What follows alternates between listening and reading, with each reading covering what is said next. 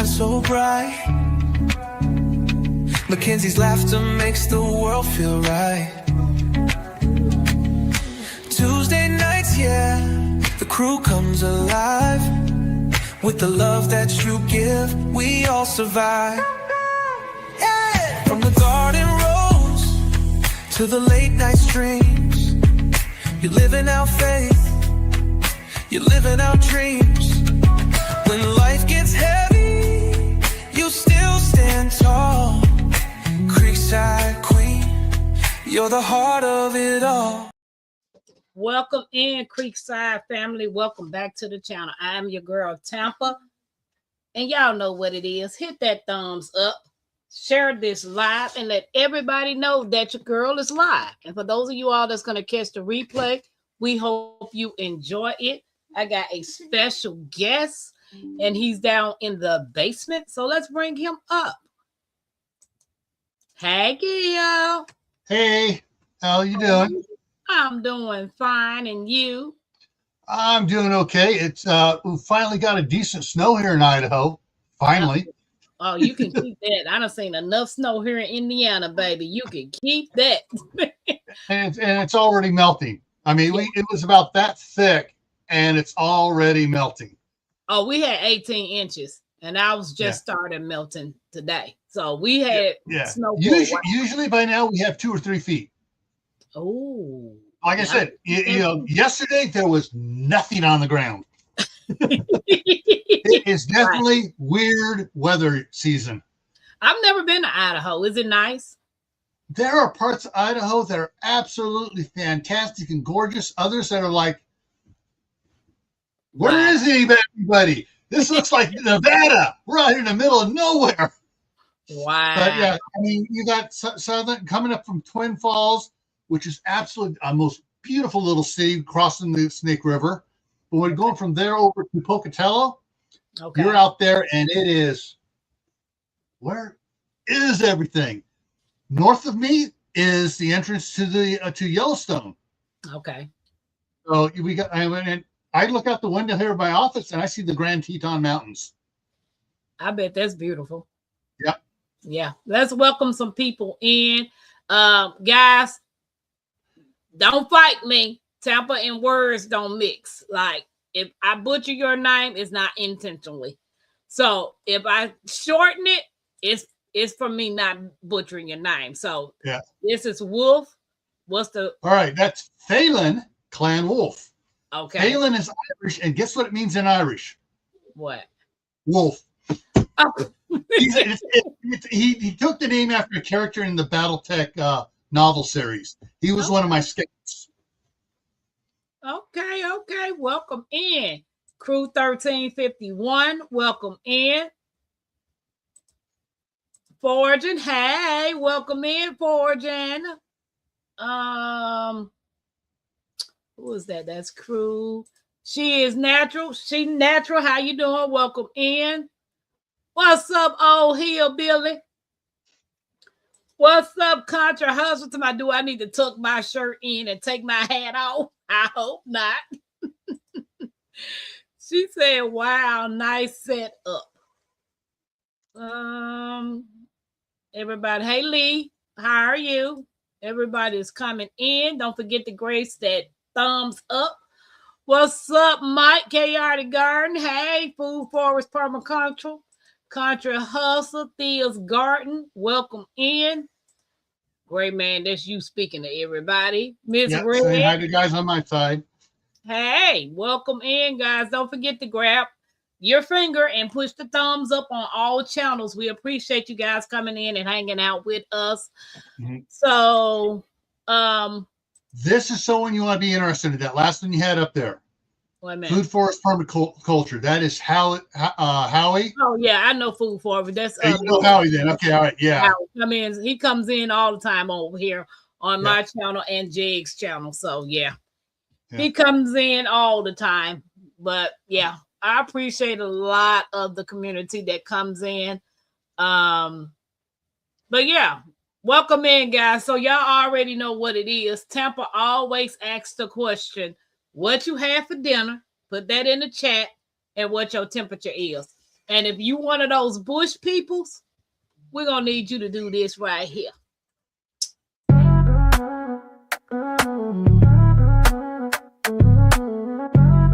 Queen of the creek. I see you watching, I see you lurking, showing that love, yeah, I know you working. Hands in the air, let's vibe, let's speak. Bush people rocking with the queen of the creek. Turn me up through the bass, yeah, the vibe so deep. From the chat to the fam, yeah, we all gon' eat. Every like, every share, yeah, I see that move. Ain't no fake, just real, yeah, we keep that groove. We don't fall, we don't fold, we just build and rise. Every stream, every dream, yeah, we touch that sky. Tampa queen set the tone, yeah, the love too strong. When the fam come together, we can't do no wrong. I see you watching, I see you lurking, showing that love, yeah, I know you working. Hands in the air, let's vibe, let's speak. Bush people rocking with the queen of the creek. Hey, bush people, come on out them bushes. Let us know where you chiming in at. We fun over here. Is that Haggett? All right, Hugo, that's Hugo Homestead, affectionately known as, if you guys have earphones in, take them out because here it comes. CB at Hugo Homestead. She's been with me for 8 years now. I do know her because I sent her some seeds and it came back. So I'm guessing the address that I got was not right. What's up, Oliver? How you doing? Welcome in. So I'm guessing the address wasn't right because we did a seedless thing and I had sent out some seeds to a couple of people. Rib eye and eat them right now. I cut my own. Girl, stop that noise. Appreciate you. For those of you all that don't know, we are interviewing Mr. Gray Man Prepping. Gil, for sure. That's his name, Gil, guys. So, well, if y'all ready for the topic, put a heart in the chat. Let's get this party started. I generally ask 20 questions. Okay. If it's personal, you don't have to answer it. Wait a minute. Hang on a second. I got to do something then. I got to change something up here. I got to bring up my work one. Okay. Okay. Yes, I have a warped sense of humor, folks. I don't have one of those because I drive for a living. I pick up strangers. So that's what I do. Pick up strangers for a living. So if you guys are ready for tonight's topic, let's put these hearts in the chat and get this party started. What's the weather there now? The weather here right now? Hang on, give me a second. It snowed this morning. And it snowed while I drove into Idaho Falls and back. Hang on, my computer's glitching on me here. Got too many windows open, but that's the way I live, on the edge. So so get it from this morning. This morning it was 30 degrees. Okay, it's 31 degrees right now. So it's dropped down below freezing. It was at 42 this afternoon. We got freezing fog outside right now. And we'll have fog in the mornings and good clearing for the rest of the week, except for Sunday, which we got rain on Sunday. And let's see here. Rain on Sunday, rain on Washington's birthday. Tuesday night and Wednesday, we got a 50% chance of snow again. Okay. All right. Well, we at 33 right now. And Forging says she's going to start a foraging garden, which is pretty cool because I like medicinal herbs. What's up, G Mama? Welcome in. Dave Buzzer said they had smoked catfish with onions, peppers, garlics, cilantro, butter, salt, pepper right now at 6:05 p.m. in Los Angeles. And it's 65 where he at. What's up, Tag? How you doing, guys? Whenever it's question time, if y'all have y'all questions, please, by all means, put them in the chat. What's up, PIA? Welcome in. Olives, how you doing? G Mama grows hard in the garden. Can you drop Gil's channel's link in the chat if you can, G Mama? She natural. Lynette said it's 49 degrees. So she had meatloaf, broccoli, casserole, black apple. Oh, girl, y'all, I'm on my way to get my plate. Shoot, they eating good, Gil. Now I got 2 channels. Okay. You met me on Gray Man Prepping. The other one is Camp Patton Family Compound. Okay. And that's my homesteading, moving to Idaho, getting things done, family channel. Okay. Okay. Thea's Garden says she had smothered pork chop, mashed potatoes, collard greens. I'm on my way to Florida. Ooh, all except the pork. I don't eat pork. So, Cousin Angela, welcome in. Everybody, thank you for coming in and hanging out with us. We appreciate y'all. Everybody said they is ready. What's up, Jegs? How you doing? Welcome in, guys. Don't forget to hit the thumbs up. Forger said I shared you out, Tampa. I appreciate you. I'm trying to get on down.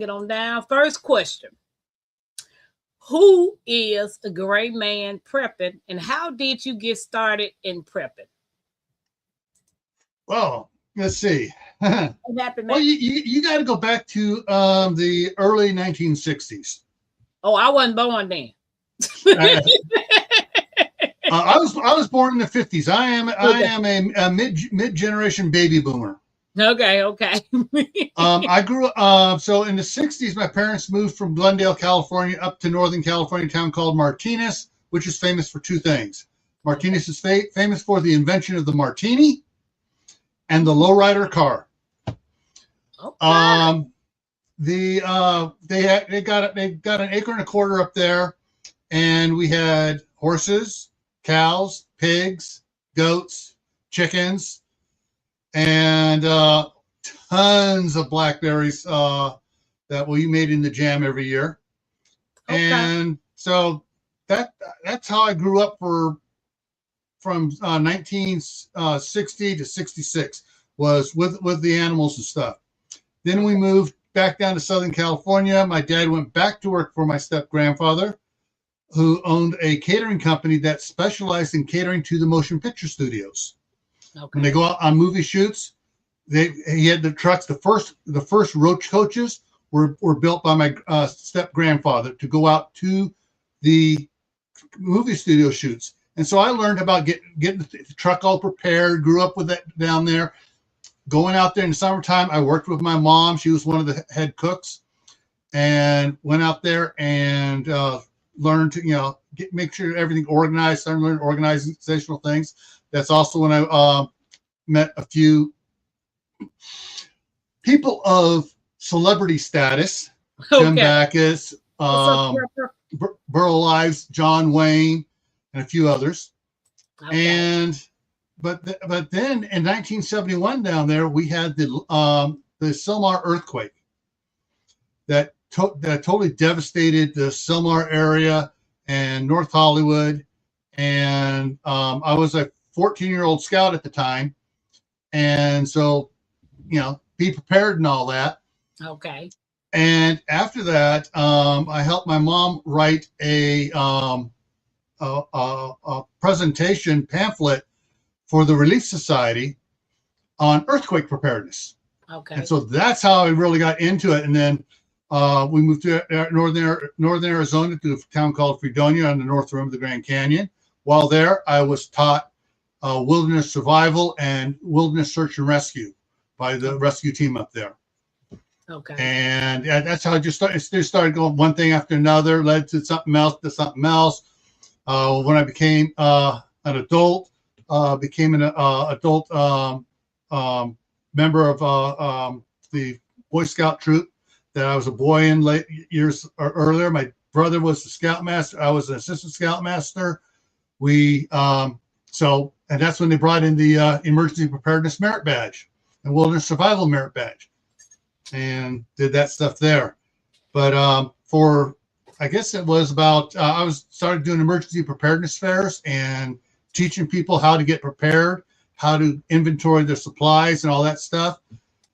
And I did that for quite a few years in amongst my regular employment.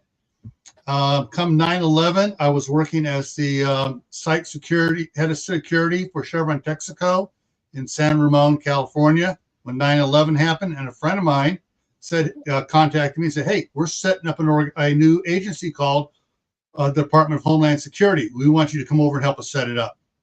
Okay. So I went there, and my main title there was the Emergency Management Coordinator for Homeland Security. So I'm a professional prepper. Thank you, G Mama, for dropping Gil's channel. I appreciate you. Very nice too, Tampa. The background and everything, y'all look sharp. Well, thank you, Forge. I appreciate you. So, what made you realize prepping was something you needed to take seriously? Did anything happen, or was it? Yeah, it goes back. It goes back to 1971, and to me, it was hilarious. Froze for a second. The Sylmar earthquake. Because 71, I'm 14. My younger brother's 12. We're early teenagers. The ground starts shaking. What do? We run outside and we hang in the tree and sway with the earthquake. Oh no, we're not doing that. It wasn't where we were at. We weren't getting into hard hits, but it's just enough to see if we can sway. But the fact that when my mom went to the store to get stuff, all of a sudden it's like all the toilet paper was gone. Well, it's a good thing we had a bunch already stocked up, because my mom, born in 1922, raised during the Depression, was a coupon clipper. Okay. And so whenever something was on sale, we go and we max out the coupons just because it would save money in the long run. Hey, one crafty sister. And so, that's one of the things. It's like, all right, first thing disappeared off the shelves was toilet paper. Next thing disappeared was milk, and then meat. And it's like, none of the stores are closed. It's up there about, 35 miles away from us up in Sylmar. Why are the idiots down here freaking out? I mean, that's what it was. Good night, Howie. Night, Howie. And so that's one of the things, it's just like, and after that, my mom bought a All-American, she bought the Presto canner, because we've been doing water bathing, making jams and stuff since I was a little kid. But then we also went out to some farms, and we buy the big flats of pears and peaches and start canning those. And to me, it was just part of life. It's just what we did. Okay. I also grew up with my grandmother, her sister, some of her brothers and stuff. They all lived around us down there in Southern California. There were 2 girls in a family of 15. Okay. Hey, Shady. And so they grew up on a farm up in the finger of Idaho. So this is Idaho. They were up here by Coeur d'Alene. Okay. That's where she grew up. She was born in 1899. And that's where, she would tell us all the stories about going fishing with the Native Americans up there, hunting the elk, hunting deer, hunting the wild pigs, all that stuff. That's what we just grew up on. It was a different, for me, it was a totally different environment to those that are Gen Xers or millennial. Their parents and grandparents don't talk about these things. That's what I grew up on. Okay. And to me, it was just normal life. You're not a prepper. You're just being normal, because during the wintertime, you may not be able to grow everything you want. Right. And we always had a garden. Always had a garden. So do you have a garden now? All right. So across the street, I own 5 acres where my daughter's staying at. Okay. And we put in some big gardens. I got videos on that over on Camp Patton Family Compound. Okay. On this, I bought this property here. This is a full acre. I bought it in 2021, and I've put in a 10-tree orchard in the back here. Okay. I got a whole bunch of IBC tote planter beds that I've taken. An IBC tote are those big cage water totes, like 275 gallons. Yeah, 275 gallon or 330. and I get them up here at the distillery for $60 a piece. So I get truckloads of them down here, and I cut the tops off, or I cut them in half, fill them full of potting mix and stuff, and I got a giant. I got like 175 gallon planter, and so I got a bunch of those. And I lettuce, rainbow chard, tomatoes, peppers, several varieties. This year I grew a whole bunch of zucchini, pumpkins, different varieties of squashes and stuff. And then I planted finally planted the fruit trees. Get the year right here. Late summer of 24.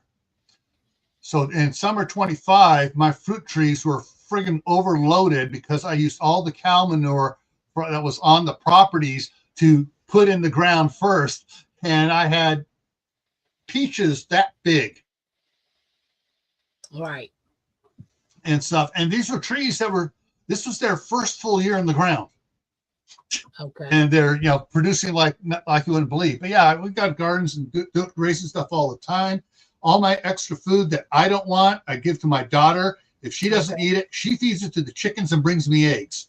Oh, well, that's a win-win. Yeah. Georgia said 100 years ago, they were always prepped. If you think about it, the cows, pigs, chickens, garden, cellar full of canning. Yep.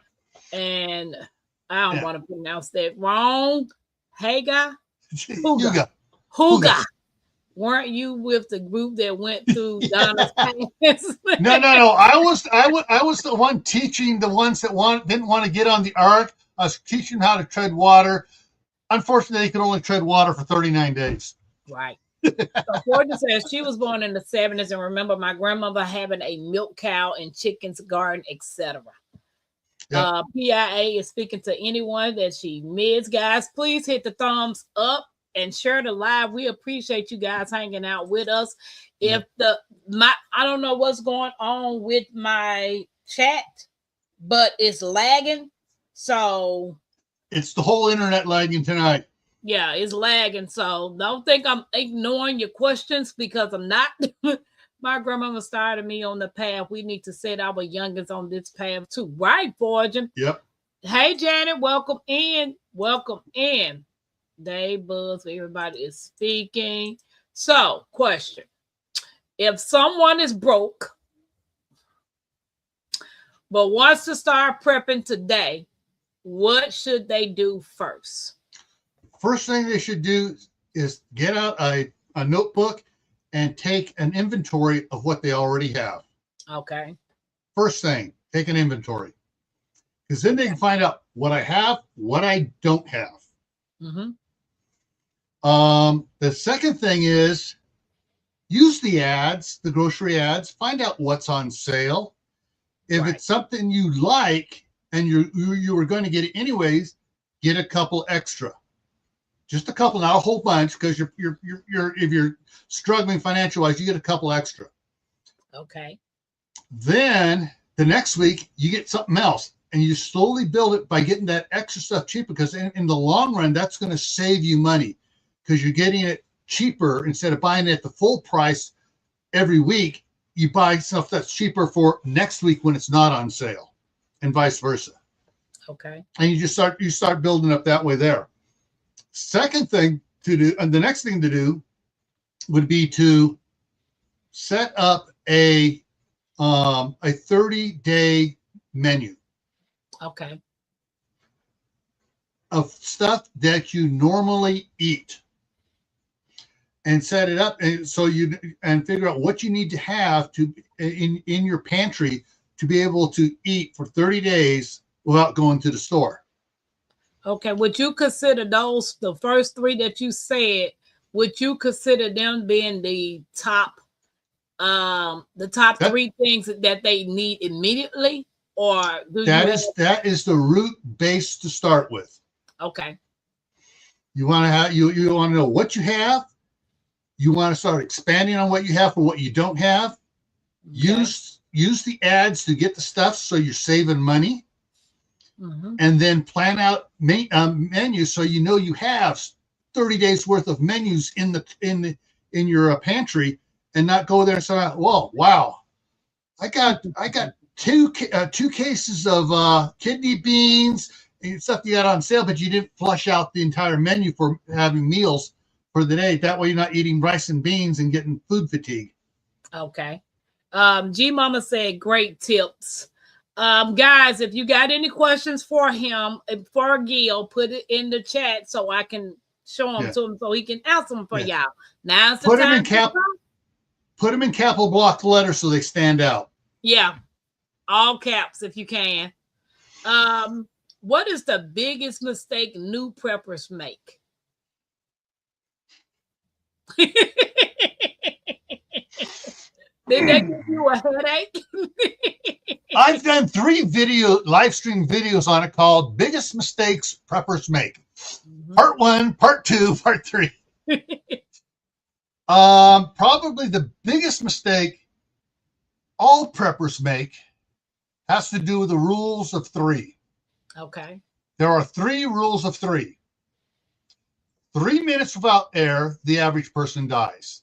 Okay. 3 days without water, the average person dies. 3 weeks without food, the average person dies. Air you can't do much about. Water is something you can. Now, water becomes a problem because of 2 things. 1, it's bulky. 2, it's heavy. Okay. If you're in an apartment, I don't see Kaylin Strain in here yet. Kaylin's an apartment prepper there in Des Moines. Okay. And she has her own channel and stuff, Kaylin Strain. And she's constantly getting things to store water in, under the bed, in the closet, and she stores water around it just because she's had problems there and she likes to store water. If you have a garage, not an apartment, but if you have a house with a garage, well, that's a place where you can store water. You can pick up around and check around. You can pick up containers that are used that are food grade safe. For me, I go up to the local little distillery, and I get the IBC totes that they received the 193 proof potato alcohol in, drain it out, and sell the containers. Wow. And so when I buy those containers, they are sterile because they've had that alcohol in it. So they're ready for water to go in right in them. And I've done videos on that too, on which, like I said, I got 2 channels. I was doing most of the stuff on Camp Pat and Family Compound, so I remembered, hey, dummy, you got Gray Man prepping. And so I revitalized that one a few years back and started to put all my prepping stuff over here. Okay. But yeah, there's water is probably the biggest failure point. The other big failure point is new preppers get sucked in to the channels that are bad for prepping.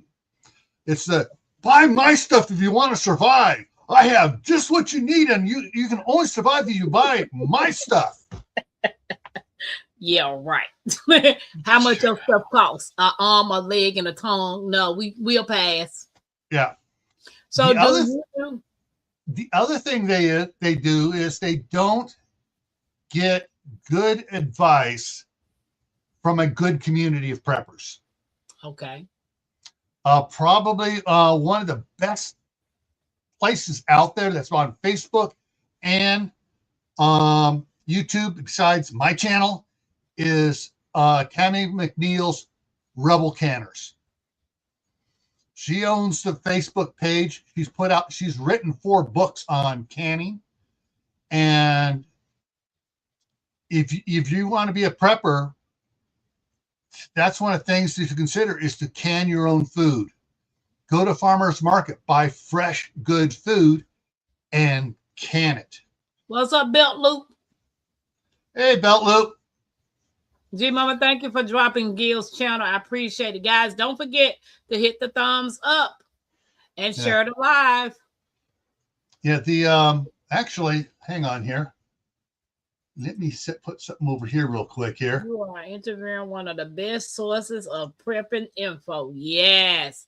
When I met him through Shadow, I knew about Shadow.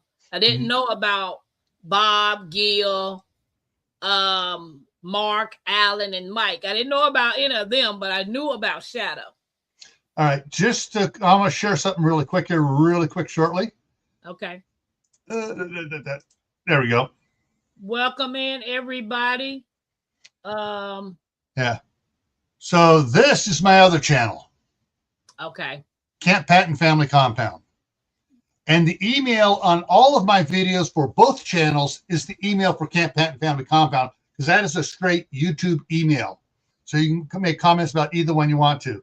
And example, these are the different playlists I have over at Camp Patton Family Compound. Thank you, Belt Loop.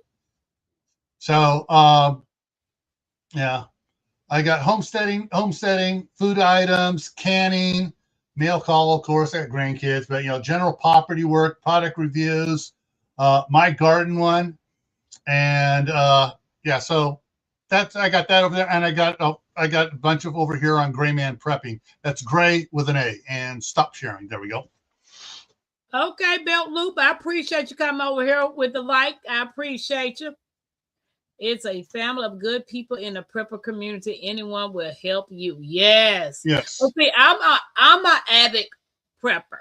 I've started prepping in 2017. Just ahead of the idiocracy. Yeah, I started in 2017, and I didn't start learning about the garden community until about a year or so ago. But I've always been a prepper. The problem with prepping is I just lost thousands and thousands of dollars. But hey, we're not going to go into that. We're interviewing you, Gil. Yeah. So that's for another day, another time. Yeah. So what is the number one supply people think they need, but really don't? Hey, beans and rice. Yes, you do need beans and rice. What's up, the Nichols? So you saying they don't need it? They think they need it. All right, they can have it, but it's not the number one thing. It needs to be down even with other things. Okay. Okay. All right. You need to have a balanced meal. Okay. You don't want to have, all right, my good friend Mark, Chef Tech, you saw him on there on Shadows and stuff. Yeah. He's doing a satire channel. I'm going to do a satire channel too. We're going to do satire live streams on prepping. Okay. I don't know what you said, but okay. Yeah, you're going to be rolling on stuff we're going to be doing. You're going to be rolling on your floor laughing because you realize how stupid we're being about what people actually do. Okay. And like he was commenting, yeah, I got 700 pounds of beans, 800 pounds of rice, and I'm good to go. It's like, no, you need to have a balanced stuff. You need to have a balanced mix of vegetables, meats, liquids, proteins, diversify. It's like like they talk about your retirement portfolio. You want to diversify it so you're not doing all of one thing. Right. So see, as Natural said, Band-Aids, you need first aid supplies, but not a whole bunch of Band-Aids. Like, you need multiple things, not just one, right? Exactly. Oh, and that's something else a lot of preppers make a mistake on. Oh, I bought this first aid kit at Sam's Club. I'm good to go. No, you're not. No, because that first aid kit is a starting point. Right. It's got a lot of stuff you don't need in it. It doesn't have a lot of stuff you should have in it. And first aid kits need to be personalized to you and your family. It's like, everyone talks about you need to get an IFAC. No, you don't need an IFAC. You need a PFAC. An IFAC is an individual first aid kit. No, you don't need an individual one. You need a personalized one, because what is, if I need for me is not what you need for you. Right. If I remember when I had my daycare, we had to have a first aid kit. A lot of them had what you said, just the first aid kit from Sam's. I went and got a big tool shed, the tool case thing with the handle, and I built my own first aid kit to go inside of it. And so when the fire department came out to inspect, I had pretty much everything I needed in that one particular kit. Yeah. Because every kid individually going to be different. They might not need the same thing like you said. Yeah. Hey, LGG, my Renaissance Indiana Fun and Farm. Welcome in, guys. Don't forget to hit that thumbs up. And if you have some questions for Gil, please put them in the chat. Capital block letters, please. One of the things is, first aid kits too is, how many people have allergies?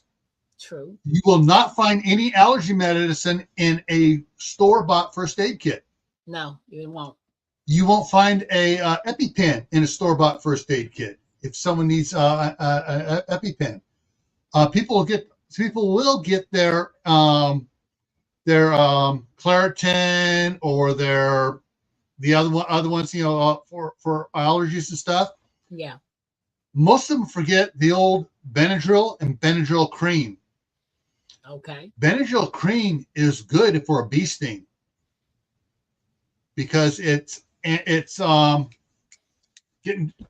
a brain fart here, folks. It basically, it's the stuff in it counteracts the reaction to the system caused by the bee sting. Okay. Not if they're allergic and need an EpiPen, not that big, but just for a normal person. Oh, I carefully scrape the stinger out, and I put some Benadryl on it, and it'll counteract the reaction to your body has to the bee venom. But yeah, there are all these different little things you might need to add to it. One of the things I've learned to add to it is a finger splint. There's a number of times. In fact, I just did it a week and a half ago with the bread knife and a stupid fly. I was cutting some bread.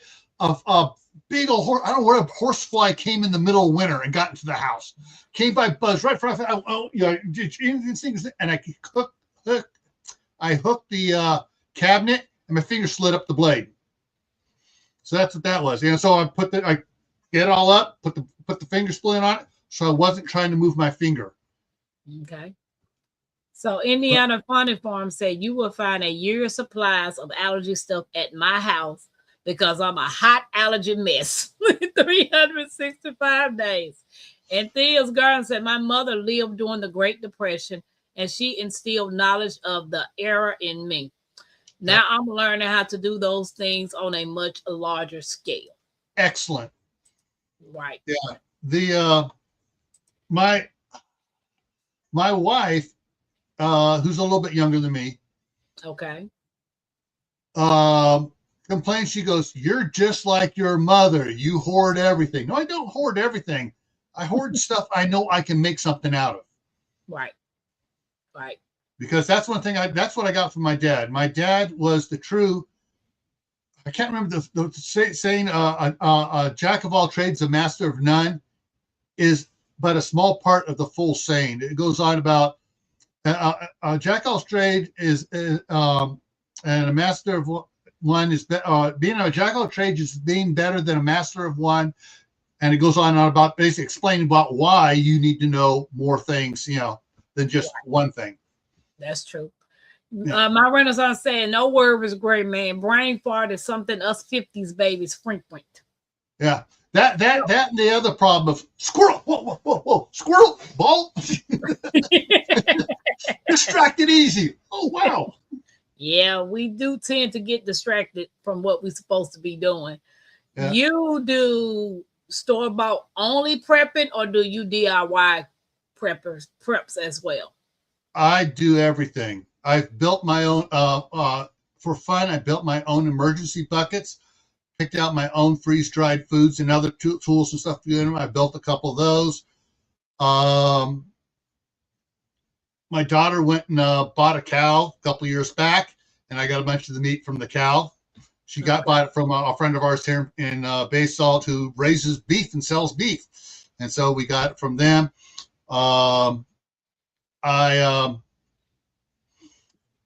said, I've got an orchard put in here. I got several trees I planted across the street as well.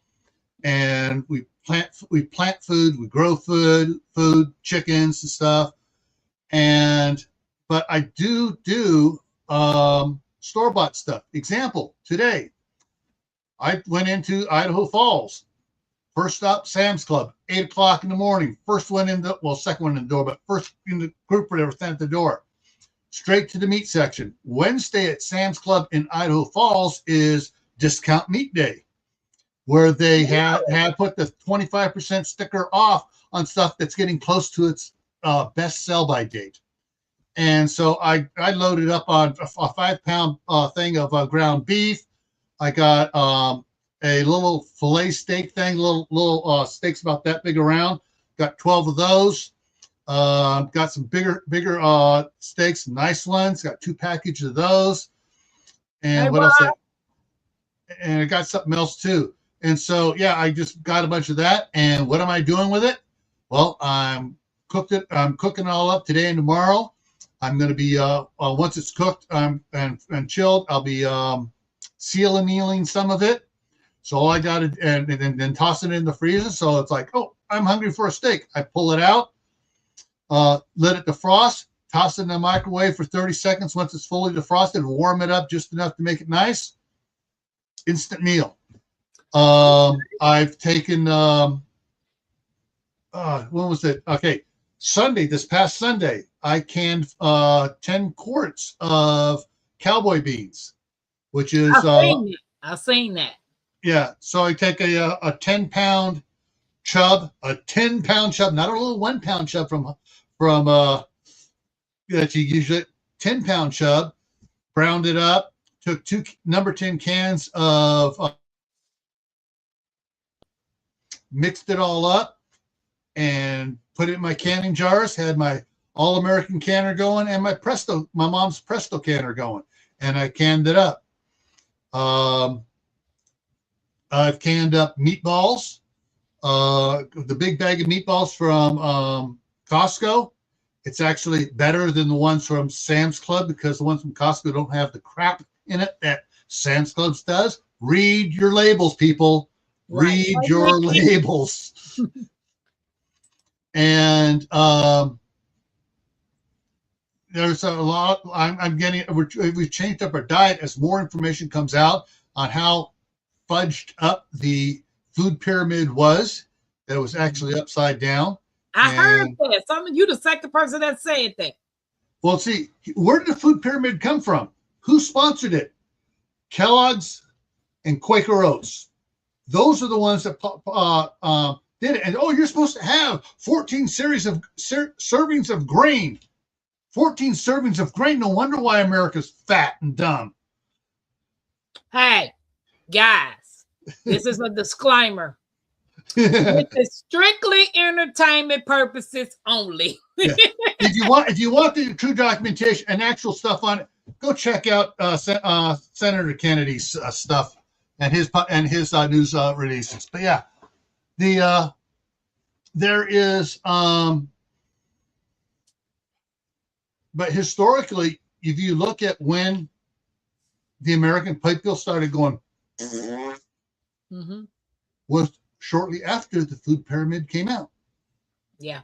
You the second person that said the pyramid was upside down. Yeah. And I think a doctor actually told me that too. So Rob said, ask him what would be his 3 top items he preps. Well, let's see. I've got. Hey, Bougie. So I've got 4 275-gallon totes full of water in the garage. So I got water for me and my wife for 2+ years. Okay. Question. How do you treat that water? Don't treat it at all. You don't? Reason why? Because when I opened up those containers, they still had some had a little bit of 193 proof alcohol in it. Okay. So I just put it in there. But if I was to treat water, hang on, let me grab a little book over here for you. All righty. Hey guys, don't forget to put what you want to ask Gil in the chat. Not to mention, don't forget to hit the thumbs up and share the live. We appreciate y'all hanging out with us. All right, so let me kill my green screen for a second. Okay. All right, let me make you big. All right, this is the Community Emergency Response Team Field Guide. This is the right. From? Huh? Do you order that from Amazon or? You can get it on Amazon. Just about every city should have any major city has a CERT program. It is not only nationwide, it is international. It was set up from this Los Angeles Fire Department program and went national after 9/11. Inside of it, we go to first page, second page, water treatment. Now the bleach here is your plain, non-scented, straight 100% bleach. Okay. None of the fancy stuff. So there you have it. So like a 5-gallon container, half a teaspoon. A 1-gallon container, 8 drops. If it's cloudy, you double it. If it's cloudy water. So Boo just said I took a CERT class. It's free. Yes. And I got 270. He got them for more. One. He gonna get one because I had 4 of them. Like I told you, I was a prepper, and when life happened to me, I just gave them away because I had to get out of my house and put what I had in storages. So what I could donate, I did. I gave away 4 of those big 275-gallon totes.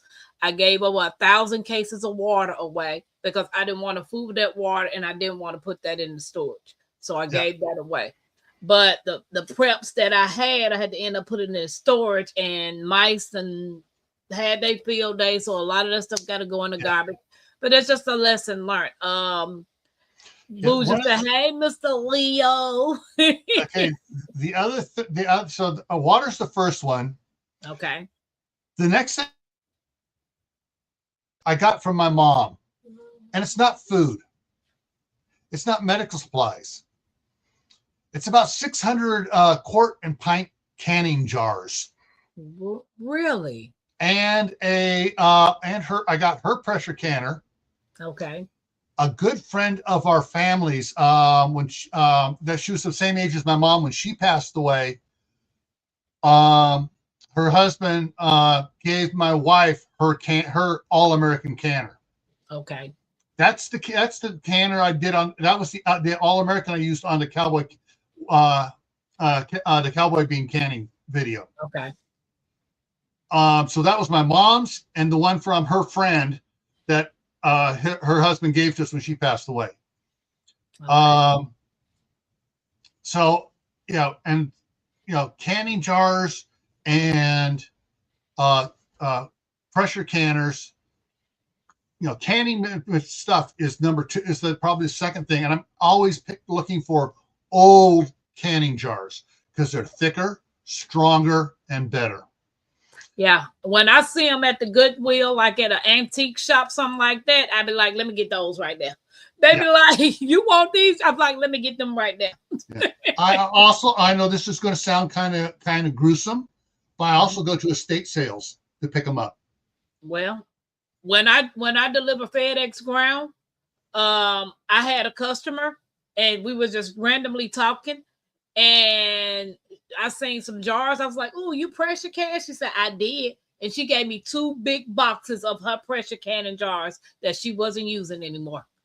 Yeah. Hey, Shadow, welcome in. Good morning. Hey, Shadow. Yeah. Guys, don't forget, if you have any questions, Gil is open book. Ask them. Yeah.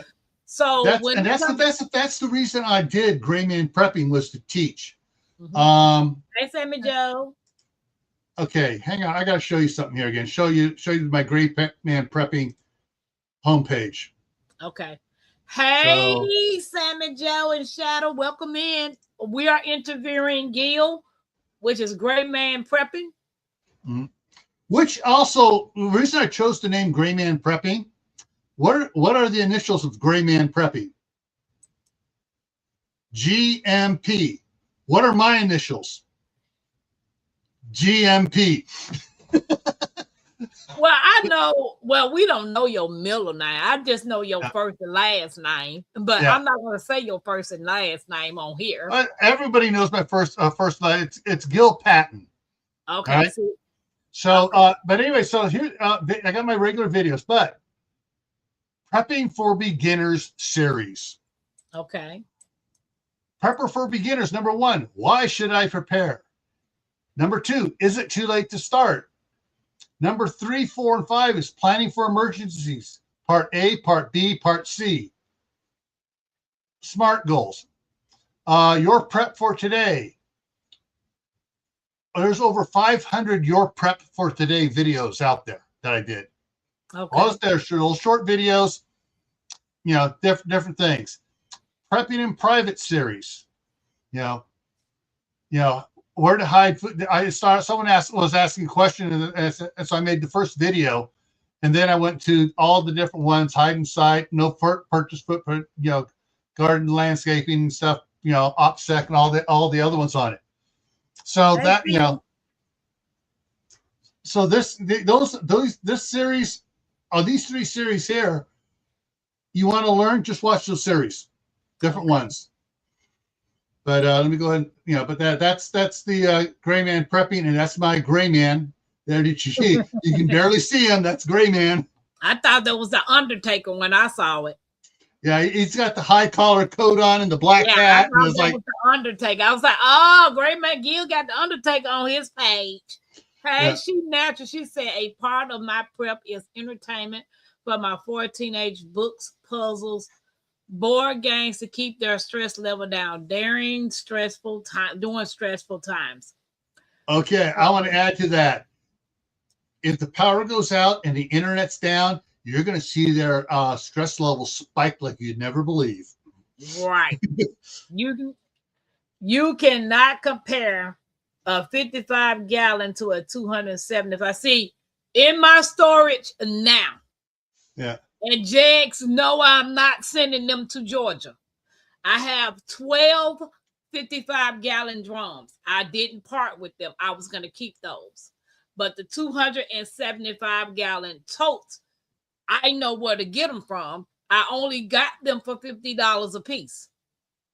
Excellent. So, yeah, I gave them to somebody free. Like, hey, and I found the man off Facebook Marketplace. You better use Facebook Marketplace, people. You don't know what you might find on there. Yeah. Let's see. I was just looking over here real quick for something on it. Okay, it's not on the Gray Man Prepping. I think it's on the Camp Patton Family Compound channel. But hang on, let me check here. Playlist. Said, very true, but we don't realize how much water we use on a daily basis along with a garden, right? Yeah. Well, let me put it this way. For drinking water, not bathing, not toilet flush, not washing your hands, drinking water.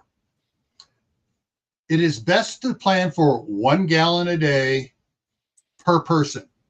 Mm-hmm. Whether or not you use that for full gallon or not, you need to do it. Everyone on my video sees me drinking from this. This is a half gallon of water. I fill it up twice a day.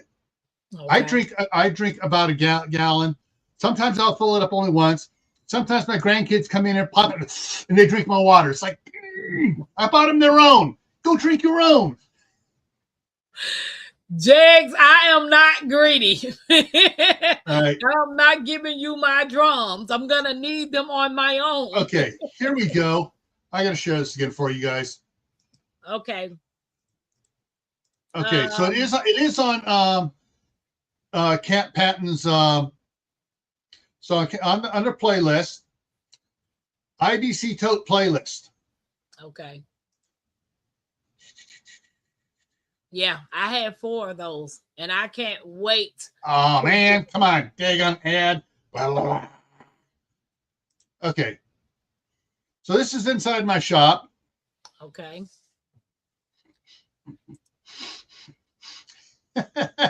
Yeah, two of them I on my had 4 pellet. of those. Yeah, well, wait till you see what I'm getting. Let me move it forward a little bit farther here. Oh, wait a minute, what's in the background there? There's more of them. Wow. Sam and Well, Joseph, I have this area in here is now been insulated, and OSB board is on the sides. The ceiling's been sealed up and everything else. So yeah. But yeah, so one of the things most people don't notice right here in front, this is a chest freezer. This white is a chest freezer. Okay. But that was I think that was number 6. Those are the 6 or so ones I put in there. There we go. Yeah. So there's 6 of those in that were in there at the time. I took 2 of them out and used them in the garden. But hey, I also have ones that I do for okay, you can make this. There we go. Let me stop that and go back. Boom. I also use those for collecting rainwater for the garden too. So people don't realize when it's time to collect water, you have to have water for drinking, cleaning, bathing, cooking. If you got a garden, you need water, and flushing. You need water. So with Gil just having 275 gallons of water in one tote, that's not enough. That's just drinking. Especially if you got multiple people in your house. Yeah. Which brings me to the point why we bought where we did here for our retirement home. See, my mom and grandmother were born in Idaho. I was born in California when it was California. Now it's California. Led by the great socialist, the great nuisance, okay, governor dictator of the state. We figured in around 2014 we were realizing, okay, with all the laws that Jerry Brown is passing, that is taking everything from the retirees. And the great nuisance saying, I'm going to do the same thing when I'm governor. And he did. We decided we got to retire out of California. Okay. And since I had traveled the country and been in more states than my wife has, and she goes, what about this one? I go, here's what's wrong with that state. And I started listing off all the things wrong with the different states she wanted to go to. Idaho was, in parts of Idaho had a more temperate climate, constitutional carry, all the fun stuff that a good prepper wants. I wanted to go to the west side of the state over by Adams County. On the west side of the state, my daughter was going to BYU, Idaho, up in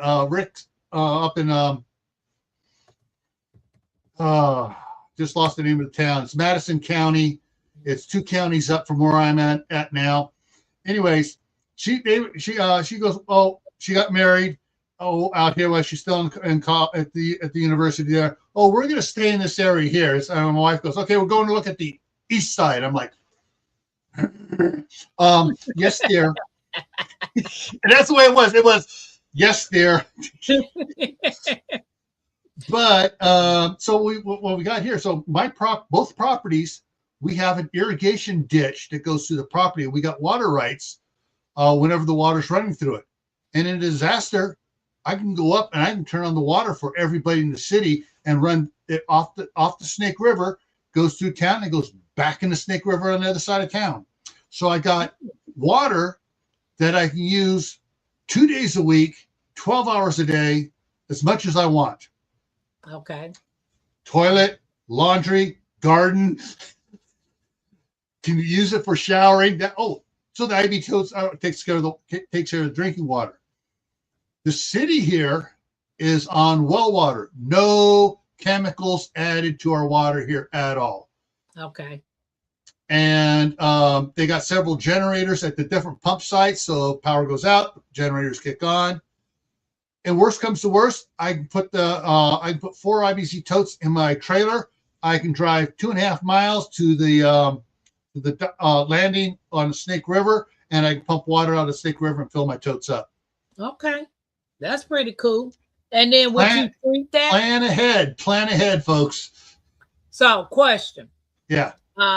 We have another storm here. This is number 4. I'm buffering, but I'm still here. Okay, Sammy Joe, be careful and be safe. She's in Nova Scotia, Canada. Yeah. So, well, Hugo Homestead's in Canada too, I believe. Okay. As is Howie, Food Forest Permaculture. I would love to visit Canada. I've never been. My mama. And like I say, I've never been to Canada. But my mama said she took me when I was 4 because I got a picture of it. And I'm like, where is this? And my grandmama said, we took you to Canada at 4. I don't remember that, lady. What's wrong with y'all? So I've never been to Canada as an adult. I only remember my birthday party from when I was 4 years old because it was special, but I don't remember anything else. Hey, for the future, I'm about to be 50 in May. Tampa don't remember none of that, folks. I barely remember something that happened yesterday. I got some timers. Like, come on now. So if the grid went down tonight, for the people in the bushes, if the grid went down tonight, what would you do in the first 24 hours? Okay. It depends. There's a lot of factors going into this. So I'm going to go over some of them real quick. Okay. Do you still have communications? Or is your cell phone still working? Can you get information? Can you get news?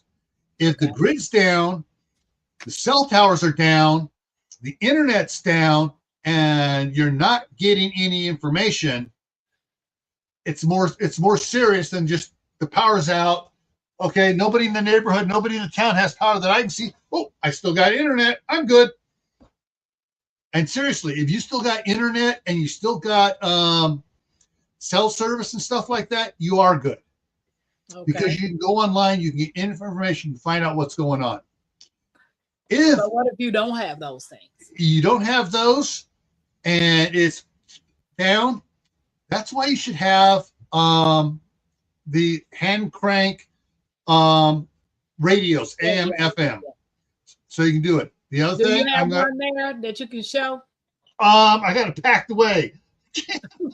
That's not good, Gil. I got it. I keep stuff in boxes, so I don't have it scattered and everything, but I still got crap scattered all over the 12-foot desk I have here. But the other thing is, I'm going to suggest to everybody, and it's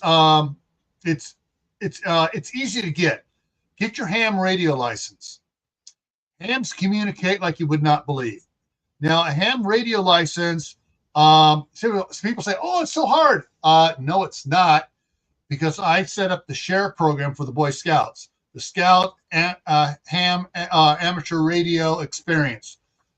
We were getting Cub Scouts and young Boy Scouts their ham radio licenses, teaching them in 4 classes on, 4 classes, and they would pass the test. We had like a 54% pass rate of these young boys getting their ham radio licenses. Once you have your license, there are local ham radio clubs everywhere. Most people don't know about them, but you get a ham radio, you go join a ham radio club. The older members will take you under their wings and they will teach you. They will they will tip your head on the side, and they'll pour information into your ear. They will fill your brain and stuff, and how to do stuff, how to communicate, and where the information net is on ham radio. Okay. So that's another way to get information. But if everyone's saying, "Oh, the grid's down everywhere," and the next question you want to ask, those you can ask is, why? Okay. Everyone seems to think, I'm going to deviate just a little bit, but on the same topic, thinking that, wow, if there's a solar flare, it's going to hit us and we're not going to have any warning. Wrong. A solar flare, which will cause a CME, which will hit Earth, which will then cause an EMP, which will bring the grid down. You have several days at least warning on it. Right. Hey, Candy K. And so it's going to be all over the news. There's going to be YouTube channels screaming their heads off. We just had an X50 solar flare with CME. It's big. It's coming towards us. You'll have warning. But if it is a total grid down situation, what are you going to do for the first 24 hours? Yes. SIP. Shelter in place. Okay. Don't run out and try to buy supplies right away. Because why? Everybody else is going to be doing it. Right. And you're going to have someone follow you home from the store. Oh, this person's loading a bunch of stuff. We're just going to go take it from them. Right. So you don't want to do that.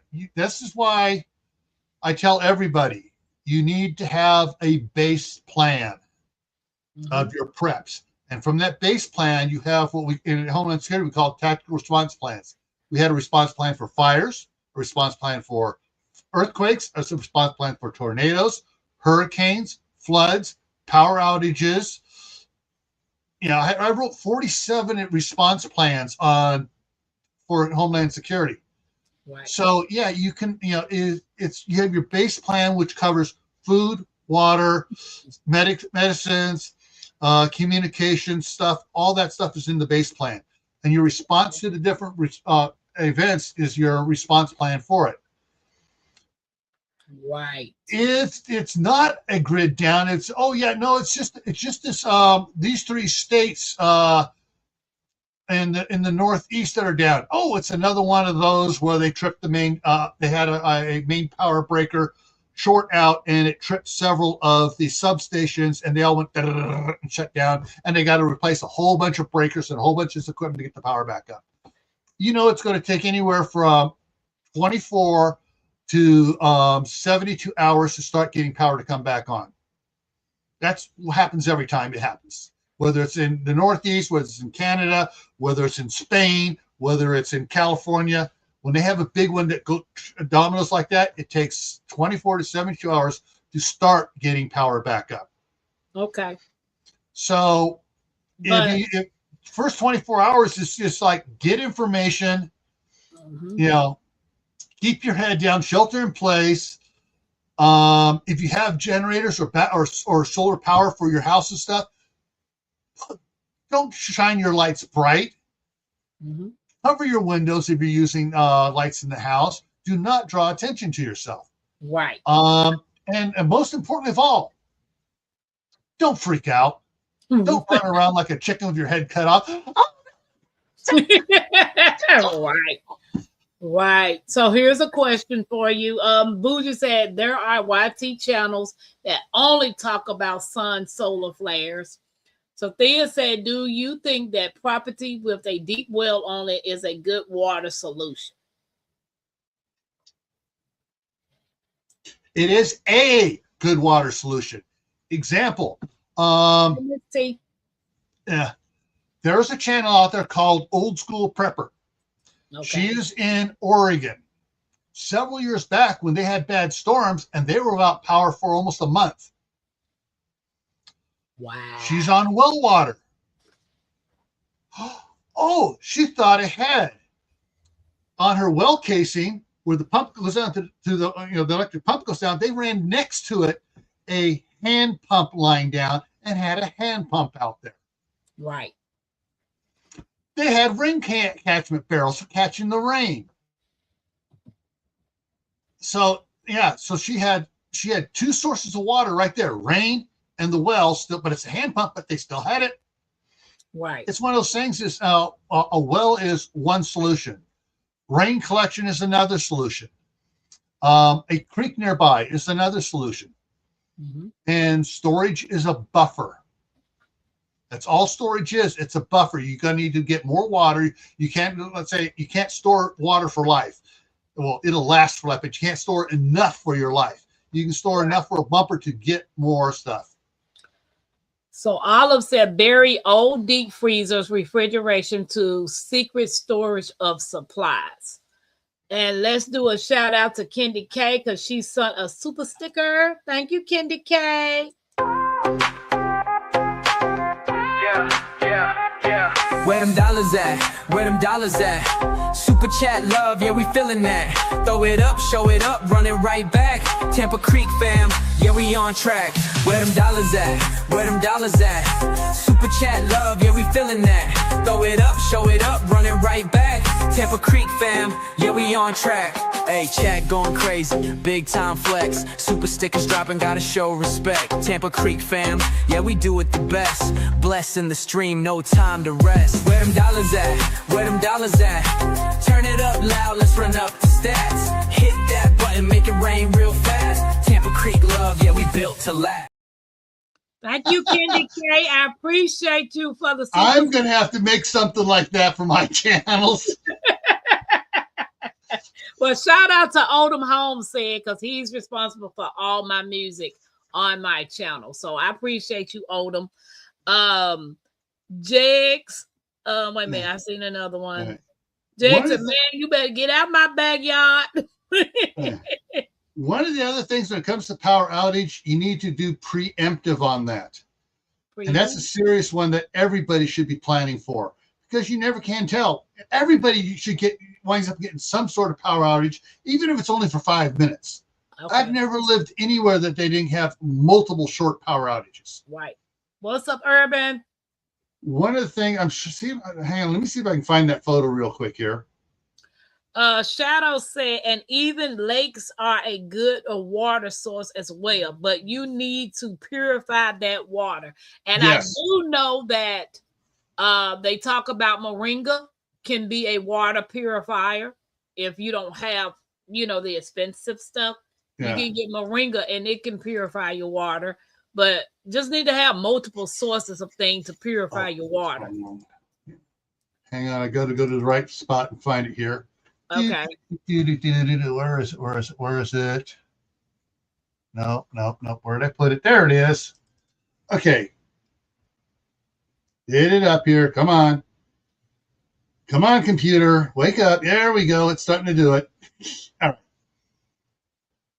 So right now, wrong button. Share screen. Guys, don't forget to hit the thumbs up. We appreciate y'all. Shout out to the 50-some people watching. We appreciate you. Yeah. So this is what I have in my kitchen. Okay. This is the Opus Mega 2 with 2 expansion batteries with it. It's a 2400 watt inverter with a 2100 approximately watt hour battery for each 3 of these. Okay. Off of this, the far right cord here is the one that goes to the refrigerator. The big yellow cord goes over to the microwave and toaster. The next cord here goes over to the chest freezer. And the last cord goes over to the family room to run the Wii and the TV with the Blu-ray players for the grandkids to keep them calm. Okay. But I'm on smart meter power system where from 6 in the morning till 9 in the morning it's on this super expensive, and from 6 p.m. till 11 p.m. it's super expensive in the wintertime. In the summertime, it's from 3 p.m. to 11 p.m. And this isn't on solar yet. This is just plugged into the wall. So during the time when it's expensive, I have a timer on there so it stops drawing from the wall and it runs the refrigerator, the microwave, everything off of this. Okay. Now, if the power goes out and I need lights elsewhere, because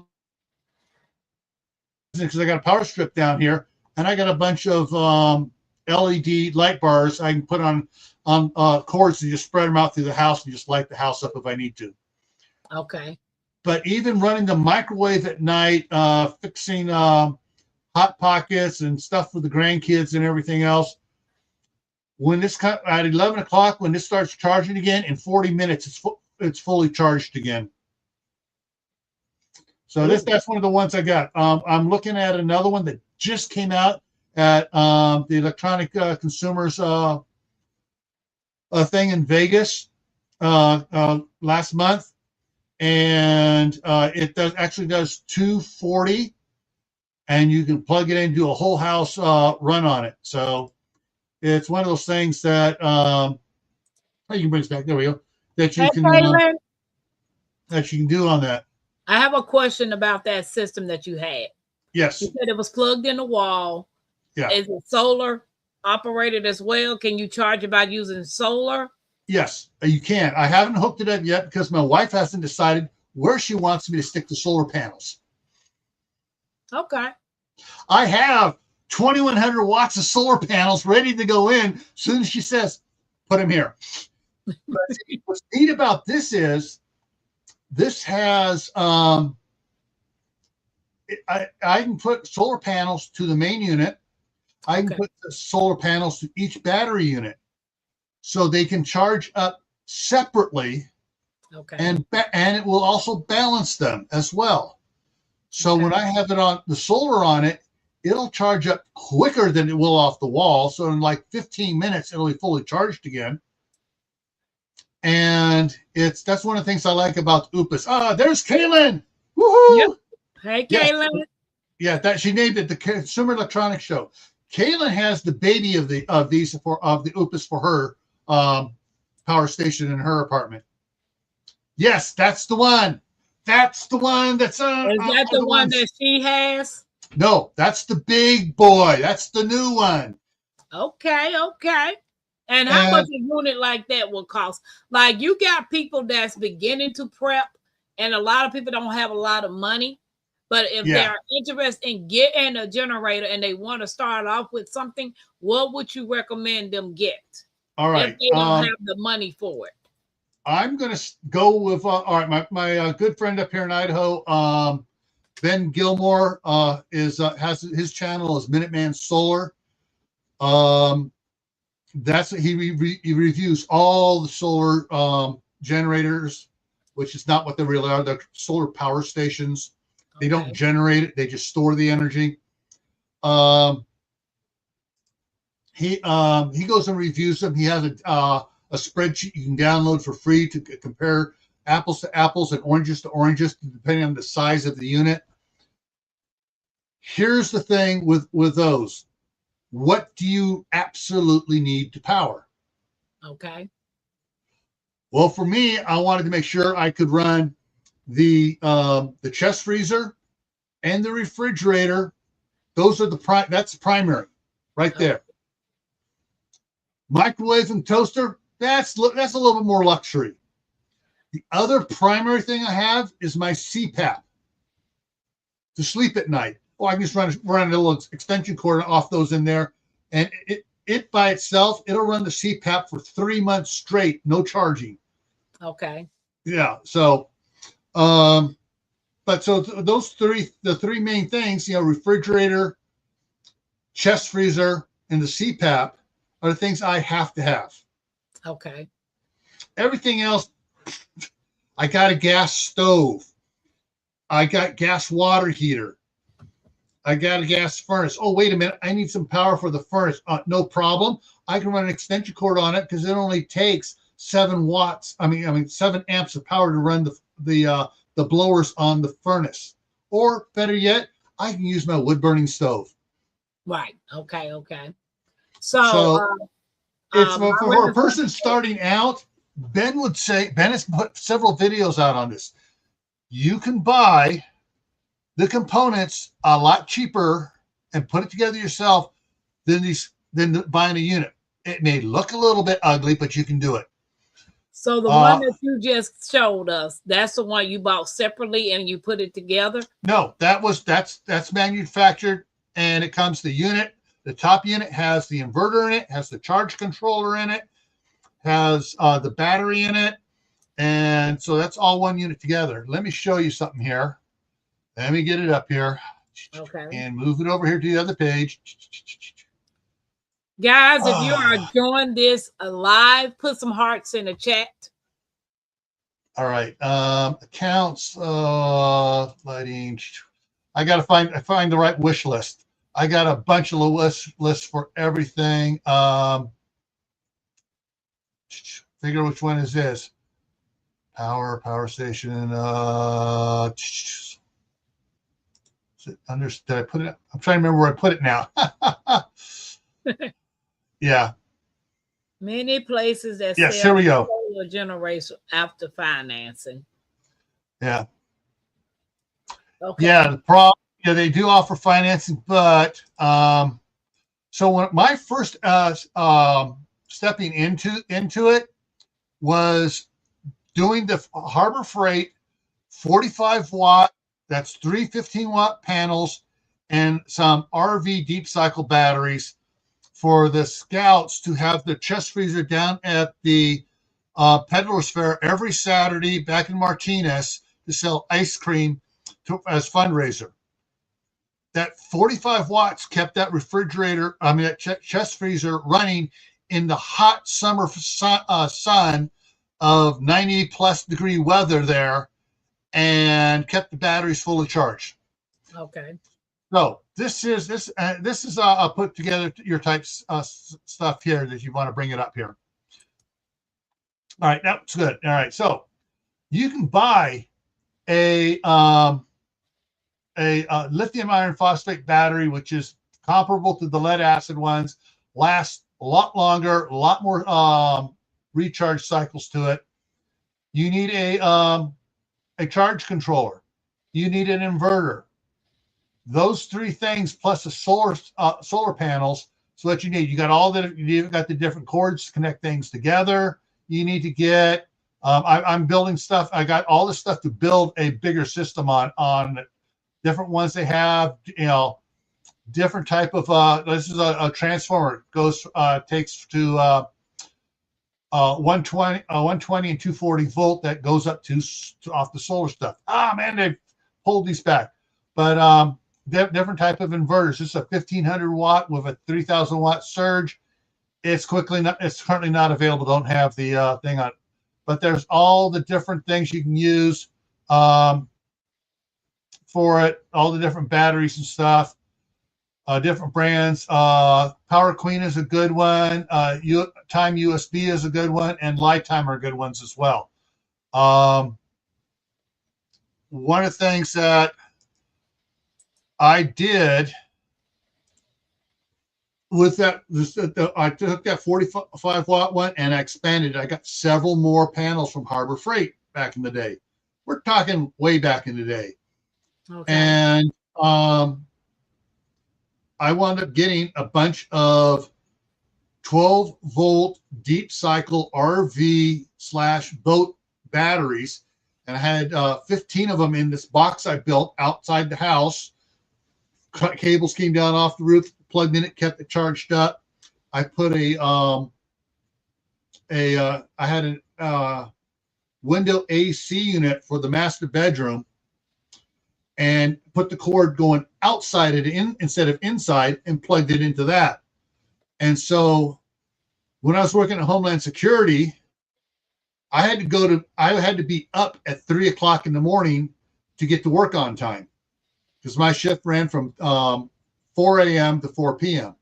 Okay. Well, getting up at 3 to try to get a decent sleep in the California summertime, it didn't get cool enough for my wife to open the outside windows till 11 o'clock at night. And I was going to bed at 7 o'clock at night. Well, at 3 o'clock, I turned that AC on, and was cooling down the house because it was still getting full sun on it, so it was staying charged, and cooled the bedroom down so I could sleep at night and get some sleep so I could go to work without running up our electric bill up through the roof trying to cool the bedroom off. Okay. I had extension cords where we could also run it in. If when the power was out, we could run it to the refrigerator and chest freezer in the house there and run it all off the system I had there. And I built it all one battery at a time, one set of solar panel or two solar panels at a time. I got a bigger charge controller to begin with, and I just kept adding to it till I maxed that one out. Then I bought another charge controller. Charge controllers, do I got it on here? Go down where it's got a lot in it here. So Gwee said, hey Gwee, welcome in. He said, make sure you get pure sound wave inverter for sensitive electronics. Yeah. Even for non-fragile electronics, you want pure sine wave inverters, period. Okay, here we go. The Renogy, all right, the 12 volt charge controller I got was it's now up to $20. Okay. And it's made by Renogy. It's one of the standards of the industry. Later I got a 30 amp one when I really upped the number of solar panels I had. But yeah, a pure sine wave is how are you talking about 60 hertz in a circuit goes like this. Okay, that's pure sine wave. Most inverters go like this, and it's choppy, and it's bad for certain electrical motors. It's bad for computers. It's bad for most of your electronics, your VCRs, your TVs. Yeah. Okay. So Olive said, I recommend for people who are not familiar with building a solar generator, start out with a kit where everything you need comes together. The kits have everything except for the batteries. And batteries are cheaper and easy to get, and you can pick those up. You can create a list on Amazon and put them in there, and you watch it. Oh, it's on sale! It's 50% off. Bye. It's like clipping a coupon electronically. So Sammy Joe said, Tampa, did you get a new battery for your car? Let's tell you about that real quick. So after the police jumped my car off, I was on the phone with Rob in the garden, and he was like, Tampa, go to AutoZone or something, let them test the battery. So I go to AutoZone. Well, I didn't go to AutoZone. I went to Old Rallies because I like Old Rallies. And between Old Rallies and Napa, I like both of them. So I went to Old Rallies. I asked them to come out and test the battery. But the check engine light had came on. And the check, because I was like, well, if you drive for a few minutes, it might going to reset itself. Never did reset itself. So I had the lady come out, check the battery. Battery good. Wasn't nothing wrong with the battery. I said, well, the check engine light on. So she tested the little thing with the check to see why the check engine light's on. The code came back, and I knew it was on there, but I didn't know that's what would cause all the issues. It had so much erosion on the negative post that I had to get some type of brush to clean it off. She told me what I had to do. So when I did that, the check engine light went back off, and I was able to just go on to the house. Yeah. That's part of preventive maintenance that most people don't even know about. Yeah. Yeah. So Bougie is speaking of Don't Hurt the Harvest. Welcome in. My Renaissance grandmama has a question. She said the way you have the Opus set up, the way that you have yours set up, does it increase your utility bill? Just the opposite. Because I'm on metered, so I have two high peak usage rates, and during those times, the items that are plugged into it are running off the battery, not off the power grid. And once it's back on the low charge time, cost time, Then the clock turns it back on, and it charges it up at the lower rate. So all in all, it saves money and it has lowered our bill a bit. Our goal is to get a bigger unit, either the Opus 6000 or the I just lost the name of it here. They just came out with a new one too. That's also a 240 one for. You said gotcha, thanks. Hang on I here. think a lot of people get the Eco Flow. Do you like those? I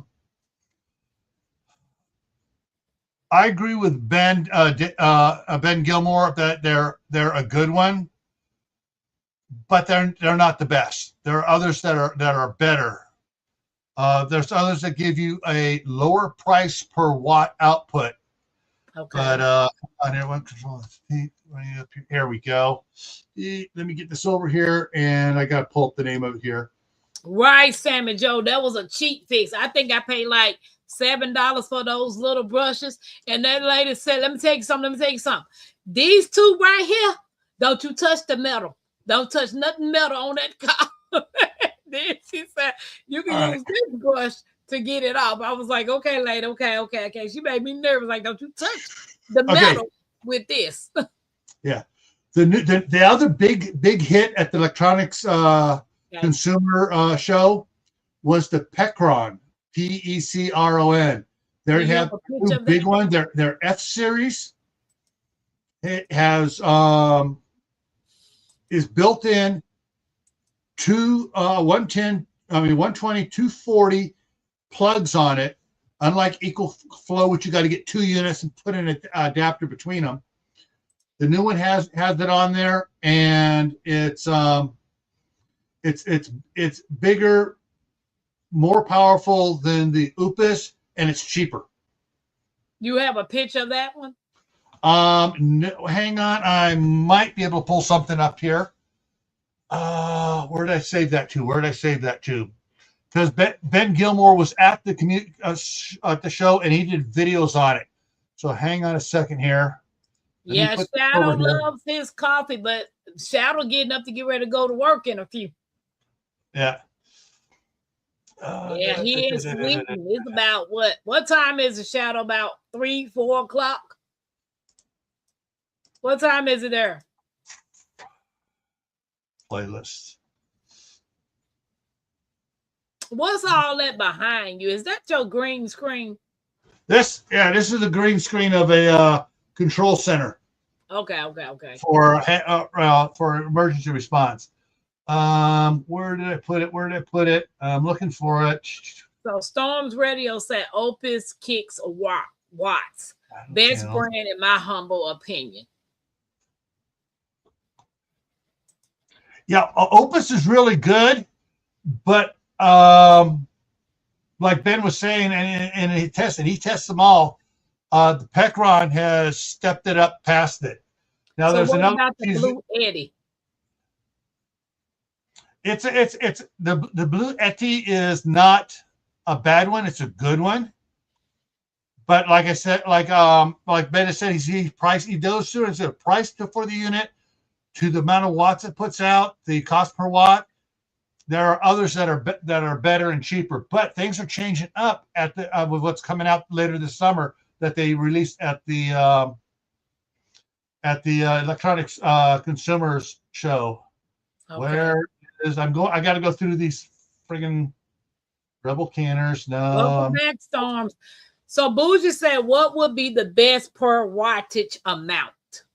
Like, what would be the best wattage you should get when it comes to your generators? All right. Space weather. Hey, hang on. I found the playlist. Okay. Viewful playlist. Come on, more kilowatts for the price. So Gui said, personally, I think it's way cheaper to build your own. It is way more kilowatts for the price. Yeah, but you got to get the right components. match the components, and it's cheaper, and you can build it up. I got a big one I've built out there, but I can't bring it in the house. It's too big. It'll run the shop. It'll run my welder out there once I have the solar panels hooked up to it. All right. Guys, don't forget to hit the thumbs up. Share it live. All right. So I'm going to bring this one up here. And okay. So let me put this wide. All right. And share this so you'll see what it is. I'm going to try to share the volume, his volume on it. Guys, you really got to go over to Minuteman Solar and check out Ben's. It's probably gonna. I hope it don't copyright. No, Ben has this. I've had Ben on my show so many times, and he says share his stuff out, and I just gotta say go over there to his and do it. Go ahead and drop that comment down, please. Oh, my bad. All right, so. And did they deliver? 7.2 kilowatt inverter, 6.4 kilowatts of solar input, rated up to 180 volts, so definitely not bad. And it basically has a server rack battery in it. It's 5.12 kilowatt hours of capacity, and it can add 4 more expansion batteries. They're coming out with a whole new expansion battery line for the F series. And so you're going to be able to add 5.12 kilowatt hours all the way up to basically 25.5 kilowatt hours. This is a serious contender because get the price, only $1,999 is what they're advertising here. And that's pretty freaking incredible. They also have a newer version of the E3600. This is now the E3800 LFP. Has a 4.2 kilowatt inverter, a 3.84 kilowatt hour battery, and then it has up to 3 kilowatts of solar input. So that first one is the new big one. Okay. And that's the one I want to get. Because since I eliminated our electric dryer, I eliminated our electric range, I eliminated our electric hot water heater, there is nothing 240 in the house anymore. Okay. I still have the 2 separate circuits for all the lights, plugs, and everything else. That thing with the 4 expansion batteries on it will power my house for a week without any solar input. Okay. The one the first one that he told. The first one, that big one he talks about, has 4 batteries of the same size in it for a total of 25,000 watt hours. Will power my whole house for at least a week. That's good.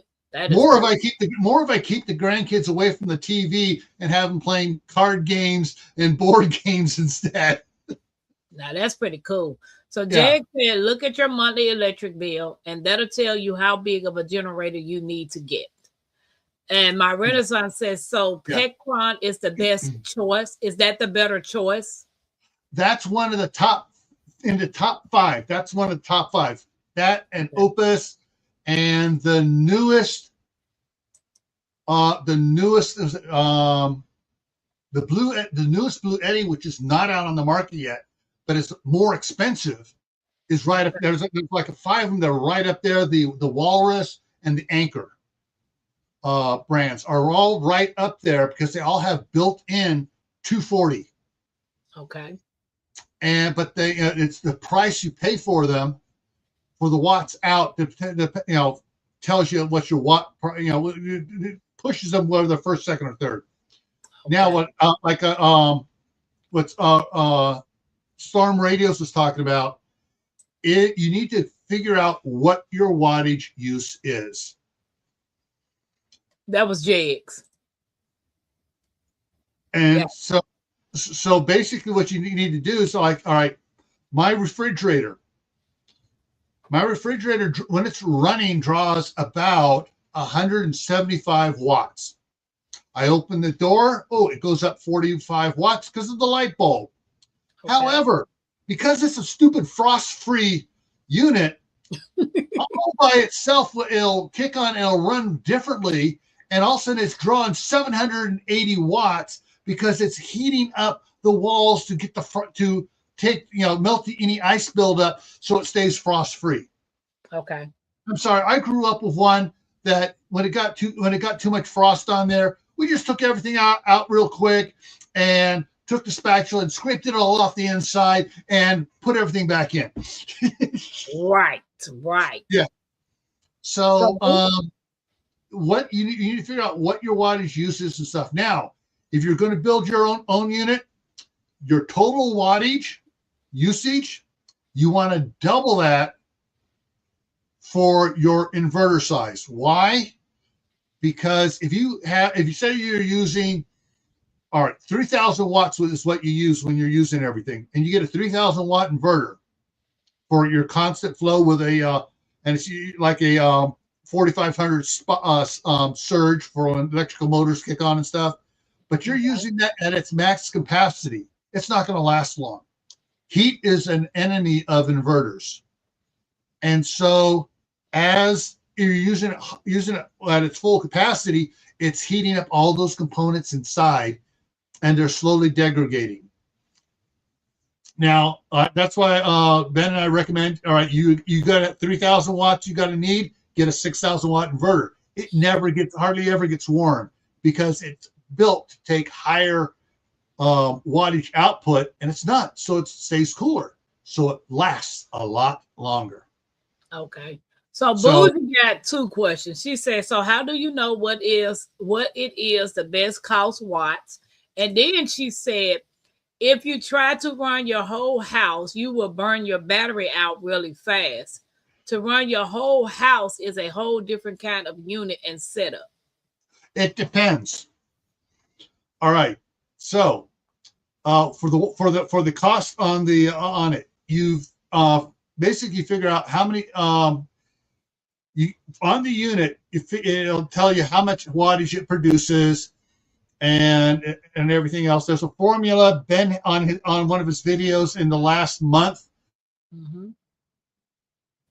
maybe the last 6 weeks, went through and showed the calculation for figuring it out, because he was showing one that was ridiculously cheap. Okay. So you take the cost of the unit, the amount of watts out of it, and you calculate how much it's going to cost for each watt that unit's going to produce. Okay. Not counting your solar panels, not counting anything, how much that unit will produce off of off of its battery and stuff. Welcome back, Steve Natural. Oh, what was the last comment there? Bougie said, the house, about the house. All right. If you have minimal battery, yeah, you can burn up your battery. If you like with this other one, the unit itself, that 5,000 F series, if I just had it, I'd be constantly recharging and taking it all the way down. With 4 extra batteries, I can run my whole house on it, and it ain't gonna hit that thing worth a dang. It's not gonna pull it down, maybe about one or two of the add-on batteries, and you still have 2 extra spares that full, basically, but it brings them all down. But it's the cycles on it. The life cycles on lithium iron phosphate batteries runs around about 3,000 life cycles. That means, well, first of all, that does not mean every time you charge it a little bit, that's a cycle. No, that's not a life cycle. Taking it all the way to 0 is a life cycle. Okay. So like on mine here, they go down when I use them for the during the summertime when I run it for the 9 hours straight. It goes down to about 82%, which means I can probably go 5 days without charging it before it hits 0. Okay, that's one life cycle, and I got 3,000 of those. So 3,000 times 5 is 15,000 days. Now, if I have the solar on it and it's got solar input during that time, part of that time, it's not pulling from the battery; it's pulling from the solar. Okay. So now it's going to last even longer. So do I have an inverter with a? Do you have to have an inverter with a generator? No. There are 2 types of generators. There's the generator, and there's what's called an inverter generator, which has a built-in inverter. It's quieter and it's more efficient. However, not all inverter generators have pure sine wave inverters in them. That can be a problem. What I have for my emergency generator I have out here that I can charge up my UPS with, I have a tri-fuel Furman, which I have a video on Camp Patent Family Compound about, that I got at Costco years ago. Runs on gasoline, propane, natural gas. Mm-hmm. Oh, I got natural gas to this house now, which it was electric when I bought it, but I got natural gas installed, so I can wheel it outside here by the back door. I got a natural gas outlet. I can put it on there. I can run it on natural gas until the natural gas runs out. Wow. So Gui said Helen Hurricane showed me that personally it's good to have a solar system as well as a dual or a tri-fuel generator to recharge solar generator and use at night. Just his 2 cents. Yes. So when using a generator, you don't want to run that generator all the time. You don't need to run that generator all the time. That's where you having a power station with the generator. You run off the power station in your solar, and if it's so cloudy or to get too much snow on your panels and you're not developing electricity from solar, you can charge it up with the solar generator and charge it up with the generator and turn the generator off. If you don't have the solar unit and you just have a generator, hey Vanessa, you need to pick what you want to run off the generator. You're not going to run your hairdryer off the generator. You're not going to run the TV off the generator because that's not smart. What you're going to do is like for your essentials, the refrigerator, freezer, a chest freezer if you have one, any medical equipment. However, with my CPAP, I would never run that on the generator. I would just charge up my little small.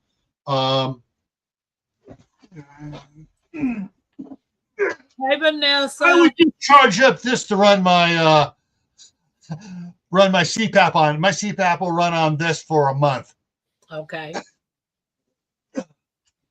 So, and what thing is, if you want to keep your refrigerator and chest freezer, those are the things you want to keep cold during the power outage. Tammy Harder's in here. Hey, Tammy. All right, so what you do is you need to figure ahead of time, what's the run cycle for your chest freezer? How long does it run to cool it back down again? How long does it run for your refrigerator to cool back down again and shut off? Okay. All right, you figure that out. Generally, you can figure out that, okay, so if it runs like, say, 15 minutes or 10 minutes every 2 hours, it'll fire on for 10 minutes. Okay, so I'm going to run that every 2 hours, 10 minutes. So if I go 8 hours, that's going to be equivalent of 40 minutes. Perfect. I'm not going to plug the refrigerator in or not turn on the generator, but every 8 hours and run it for 40 minutes. That'll bring the refrigerator down to its coldest temperature and it'll shut off.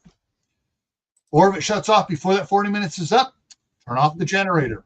Save the generator. Save your gasoline or your propane. Do not run a generator all the time because what 90%, 95% of the people don't realize, after 50 hours of runtime on a generator, you need to do an oil change on it. Flat out, you need to do one. Okay. Otherwise, it's gonna the wear and stuff. You get the dirty oil, and it's going to cause problems for the generator. So Vanessa said a battery bank needs a charge controller that can work from a properly sized generator. One I am looking into has input from a generator and also solar panel connectors. All right, not exactly true. It does need it from the solar panel. Let me show you something I got right here. Okay. Gui, depending on the battery, some are equipped with tip. This is a charger, wall plug charger for the some of my lithium iron phosphate batteries I have here. Okay. This does not need a charge controller. This is a battery charger. It's made to charge lithium iron phosphate batteries. No charge controller not needed, because this plugs into the generator. It will charge the battery, and it will stop charging the battery when the batteries are full. Okay. This is what you need for your lithium iron phosphate batteries. If you're using deep cycle car batteries, you need a regular deep cycle car battery charger.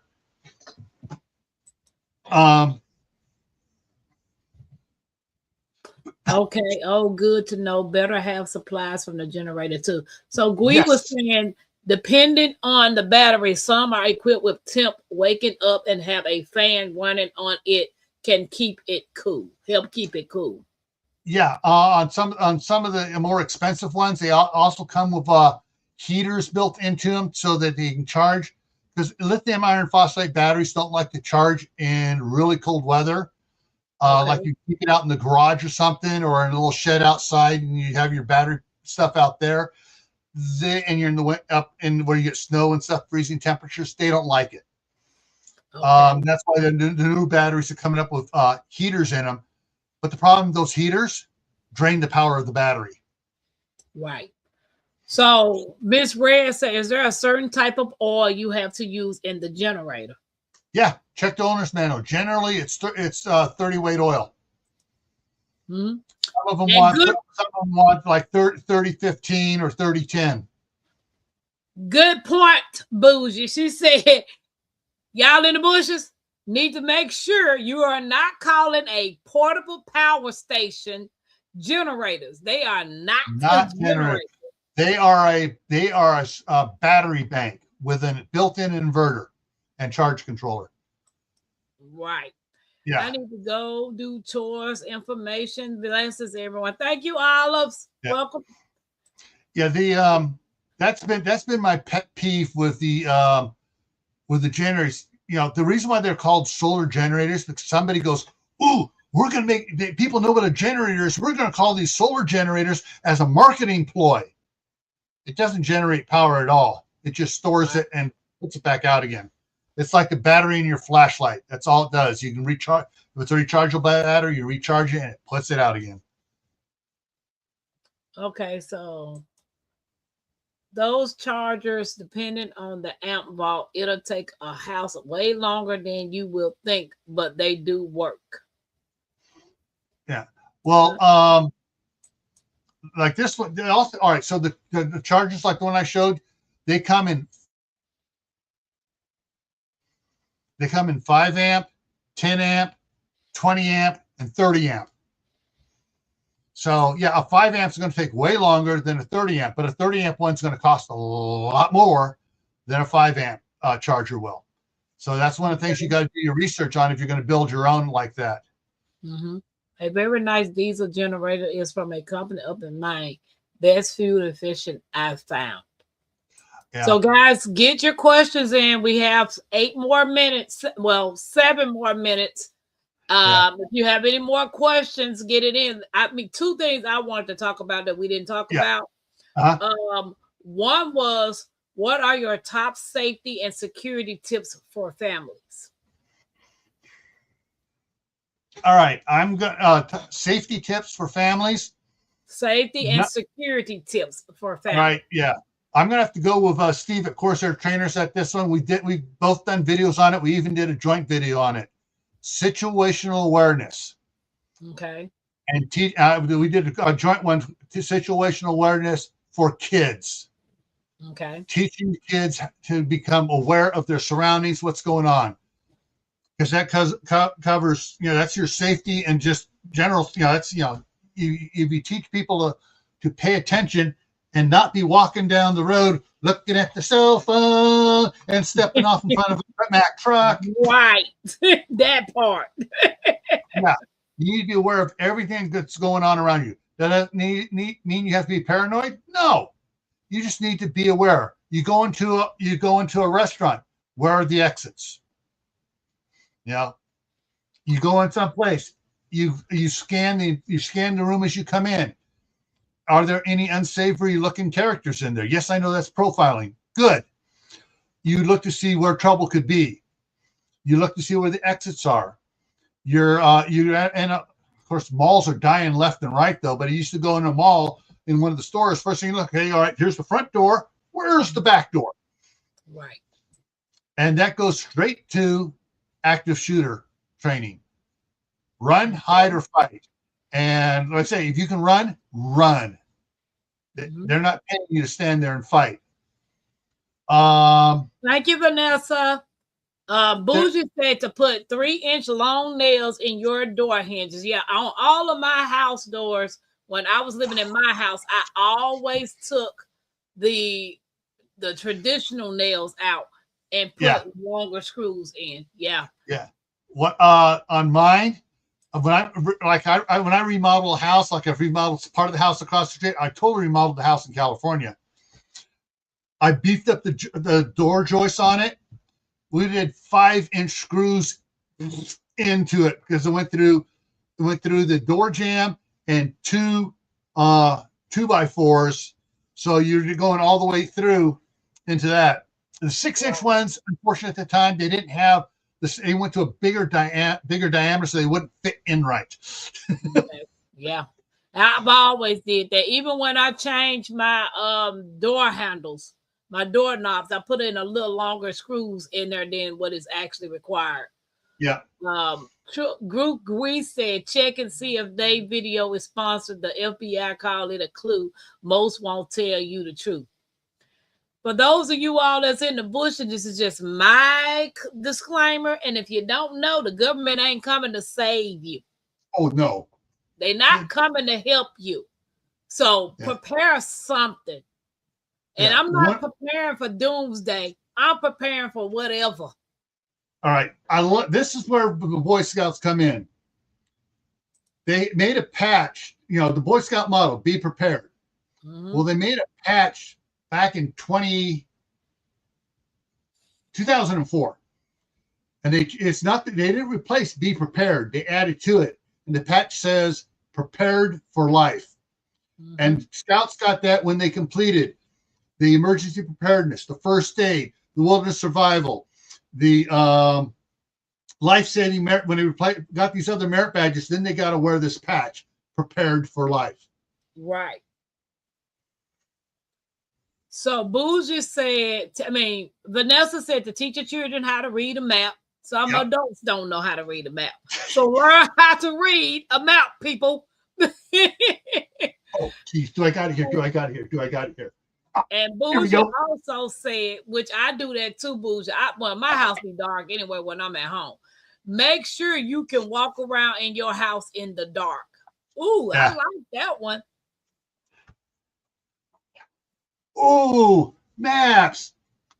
Topographical and recreational maps. Put it in Idaho Falls. I have got to do Idaho Falls. Wait a minute. Let's see if I can get it right here. There's my town right there. But that's just for Idaho, right? You can get them for each state. They didn't have a cheap Thomas Brothers map. Thomas Brothers is the best maps out there, short of the USGS quadrangle topographical maps. That's the best one. But the Thomas Brothers is the best one. This was the next best for Idaho. Okay. Yeah, make sure you get your maps, people. Keep maps in your cars. Keep maps in your wherever you need to keep a map at. And a compass. And a compass.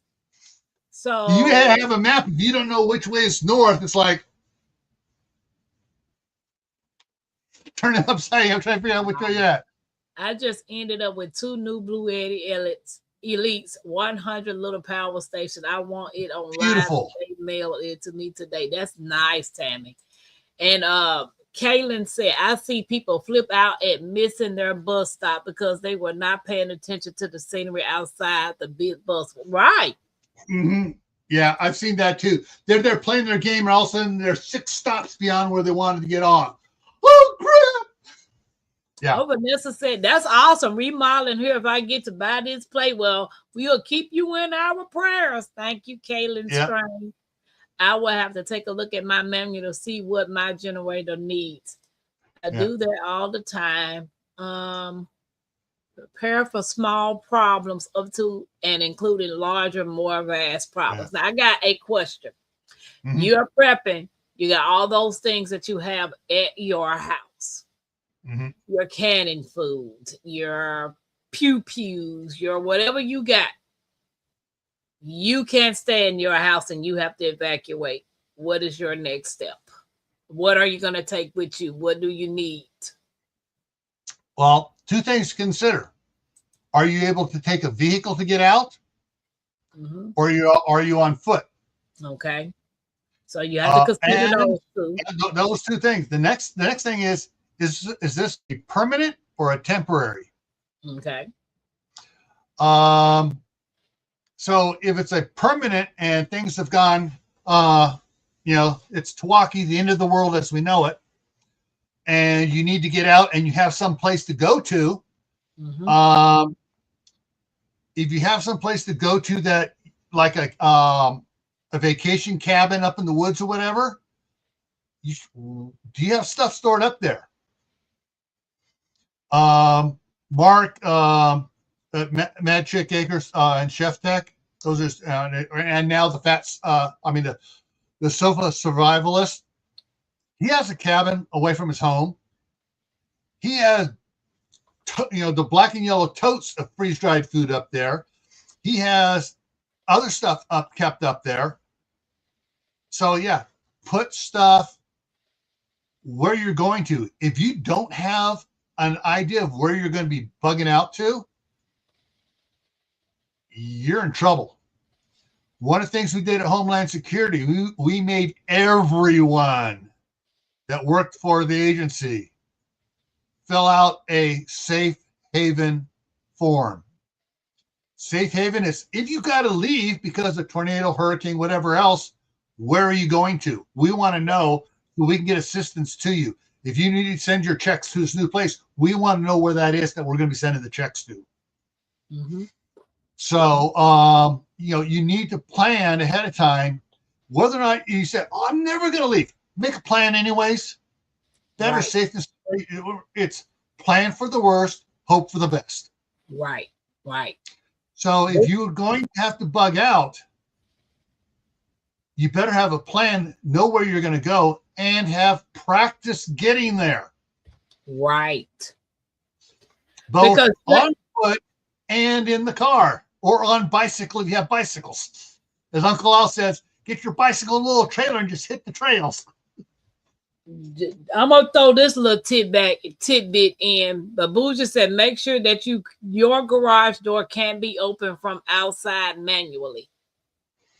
When they say you have to evacuate, and in your mind, you're gonna say, "Oh, I'm gonna take this way," that somebody else thinking the same way.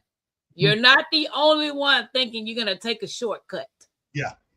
There's other people gonna take the same shortcut. Yeah, it's this. If you have to evacuate, the sooner you get on the road, the better. Now, that's the question is, you got to make sure. Do you really have to evacuate? Steve at Corsair Trainers down, he had to evacuate because of the fires down there 2 years ago. And so, fortunately, ahead of time, he saw the fires coming. Okay, let's get the trailer ready. And they started loading stuff up. And they put up. They got the trailer all loaded, everything all loaded, and they were waiting and waiting. The one time, oh nope, we don't got to evacuate. Unload the trailer. The other time, they got the trailer loaded. Yep, they're telling everybody get out of the area. They packed the trailer, grabbed all their little fireproof box that had all their important paperwork, insurances, deed, extra medical cards, passports and stuff. Took that with him. He went up to his son 4 hours away up by Santa Rosa. 5 days later, oh, you can go back. Fire didn't reach you. We stopped it in time. Yay! Went back. Nothing was touched at his house. Wow. So that was one of those evacuations that you need to get out of here. Turns out they didn't because the fire department was able to do their job and there was no idiots in the way. Okay. She is natural said, make sure you got some good boots just in case you got to walk through woods. You never know what situation you can end up in. Okay, I'm going to touch on this because this is a subject that's near and dear to my heart. For years, I wore Red Wing boots before I met my wife. My wife's an accountant. Okay. She's a staff. When I met her, she was a staff sergeant in the Army. So what happened was, how do I put this? We were trying to pay stuff off early, and we were cutting our expenses back. We weren't going out to eating dinner. We weren't going to the movies or buying the DVDs instead because we were trying to pay the house off early. She saw how much I was paying for my Red Wing boots once every 8 years. $245 once every 8 years. And she goes, that's $30 a year. You get those $15 ones up at Walmart. In 1 year, went through 6 pair of those $15 ones at Walmart. And I showed her all the old ones. She goes, crap, these things are falling apart. Yeah, that's why you get what you pay for. I wear those Red Wings for 8 years. Hey, House of Garden, welcome in. Hey, Glenn, how's it going? So one of the things, interesting thing is when I went to scout camp as a scoutmaster, guess what I wore up at scout camp? Boots. My Red Wing work boots. Scout camp, they had camp games where the scouts were supposed to chase down and capture staff members. Well, my son, who was 16 at the time, and I were both staff members of NYLT, and we had the exact same colored scout jacket, red with a black collar. Guess what we did? We played Wolfboro Scout staff, and we had all the scouts chasing us because we were the only two that couldn't get caught. And we both had Red Wing work boots on, and we outran all the scouts.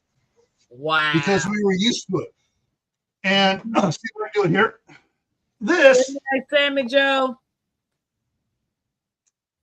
All right, okay. This is a different version. I found this out a couple of years ago. This is from Carolina Shoe Company. They make it the same quality as Red Wing.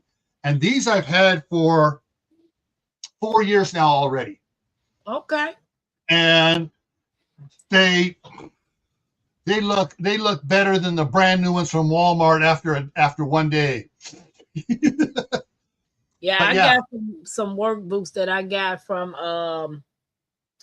I can't think of the name of the place. It was one of those farm stores. Not I can't think of the name of it. But one day I was driving and my feet, I had tennis shoes on because I was delivering FedEx packages. And I had tennis shoes on and it was snowing and my feet got soaking wet. And they was like really cold, like seriously. Yeah. So I asked one of the customers, like, where can I go get a work boot set? And she told me where to go. I cannot think of the name of it. But I went over there, got the boots, like they're similar to like what you got. I bought new socks because my socks, everything was just wet. So I was sitting on the side of the highway and one of my customers saw my truck and he knew it was me and he pulled up. He was like, Miss Pam, are you okay? I was like, yeah. I showed him the boot like you showed me. I was like, my feet got wet and I needed put some boots on. That's $100-something I spent. And I love those boots. But they're in storage and I cannot wait to go in there and get my boots out of storage because they are the most comfortable boots ever. Yeah. What's up, Jamia? The thing is, the reason why I wear only Red Wing and now Carolina shoe boots, they don't go with the Chinese and Korean small, medium, and large, or with the width, as narrow or medium or wide, because wide in all those is equivalent to a D in regular shoe width. That's not wide. That's medium. I wear 4E boots. What? None of those, none of those ones fit my are comfortable for me to wear. I can wear these things for days on end. I did it on scout camp without taking my shoes off, other than change socks. Yeah, my boots, that's how my boots are. I can't wait. Jegs, they're not too small. My feet is not growing, boo-boo. Yeah. Everything else on me might be done got out of shape, but no. So, guys, if you have a birthday in the month of February, put a heart in the chat. My Renaissance said, good night, everyone. Hope you found something valuable doing this live. Come back and join us for other topics that may benefit you as well. Yes. If you have not subbed to Gray Man Prepper or Tampa Creek Homestead, please do so, guys. We have fun on this channel, and I enjoy watching Gil on his. All right. Before we end this here, so on Gray Man Prepping, I do live streams now every morning at it varies, but Monday through Friday is usually 11 o'clock start in the morning, and I'm editing my novels for you guys. I'm going through editing, getting ready to publish them. Okay. And then on Saturday and Sunday, I start an hour earlier at 10 o'clock Eastern AM. In the evening for Gray Man Prepping, Tuesday at 8 p.m. is Tactical Tuesday.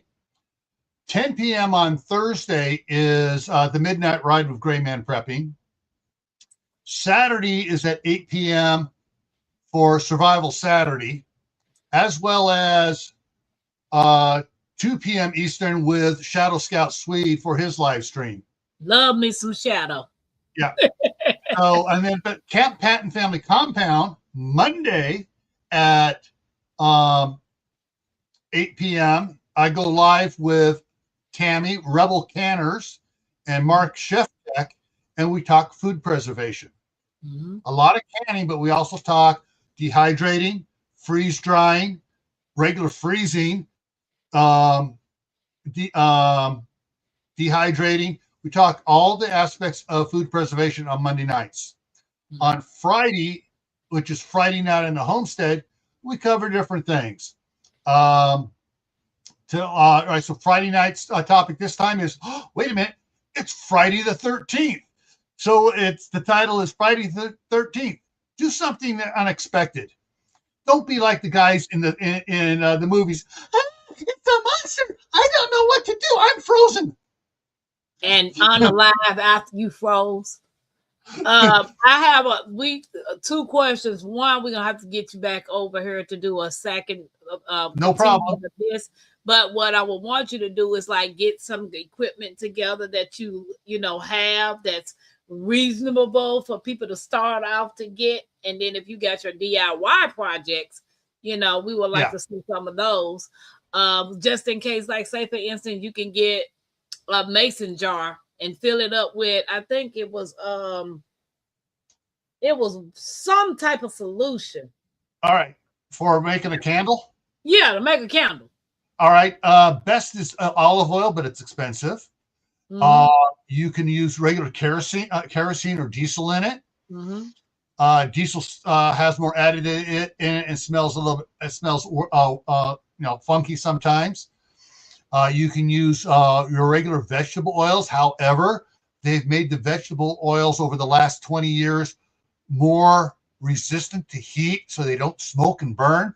So they don't like to burn good unless you got a big fat wick in there with some thin copper wire in it to keep the heat going, to keep the vegetable oil at a high temperature will burn properly.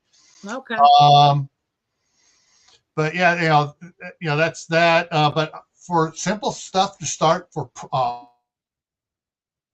gadgets and gadgets, Harbor Freight.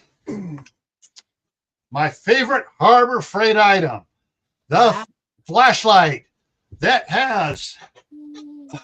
I can hang on my shirt. I don't get hat lamps anymore. I get this because I can hang this here, and when I turn my head and look at somebody, I'm not blinding them. Right. This has two different sets of lights. It has this one here, which shines straight down when I have it hanging on me, and I can see where I'm stepping at. Or it has the one that goes out in front and it lights up everything in front of me. Okay. If you get Harbor Freight coupons in the mail, every now and then you'll get a coupon. Like every 3 months they put it out, you can get one of these for free. Oh, okay. Yeah. Well, let me do this. I got about 20. I got a magnet on the back.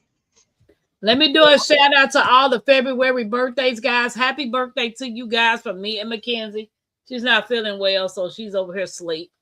But happy birthday. Yeah. It's your day, king. It's your day, queen.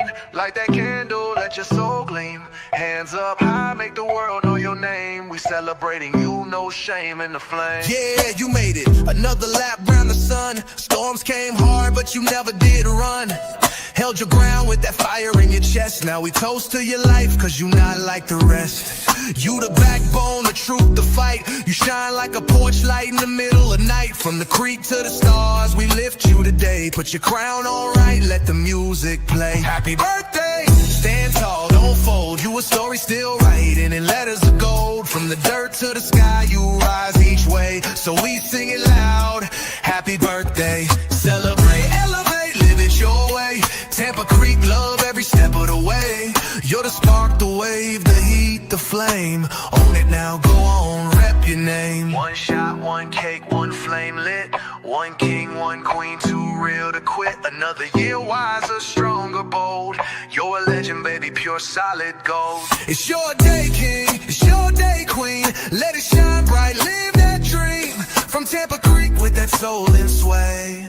Happy birthday, go on and slay.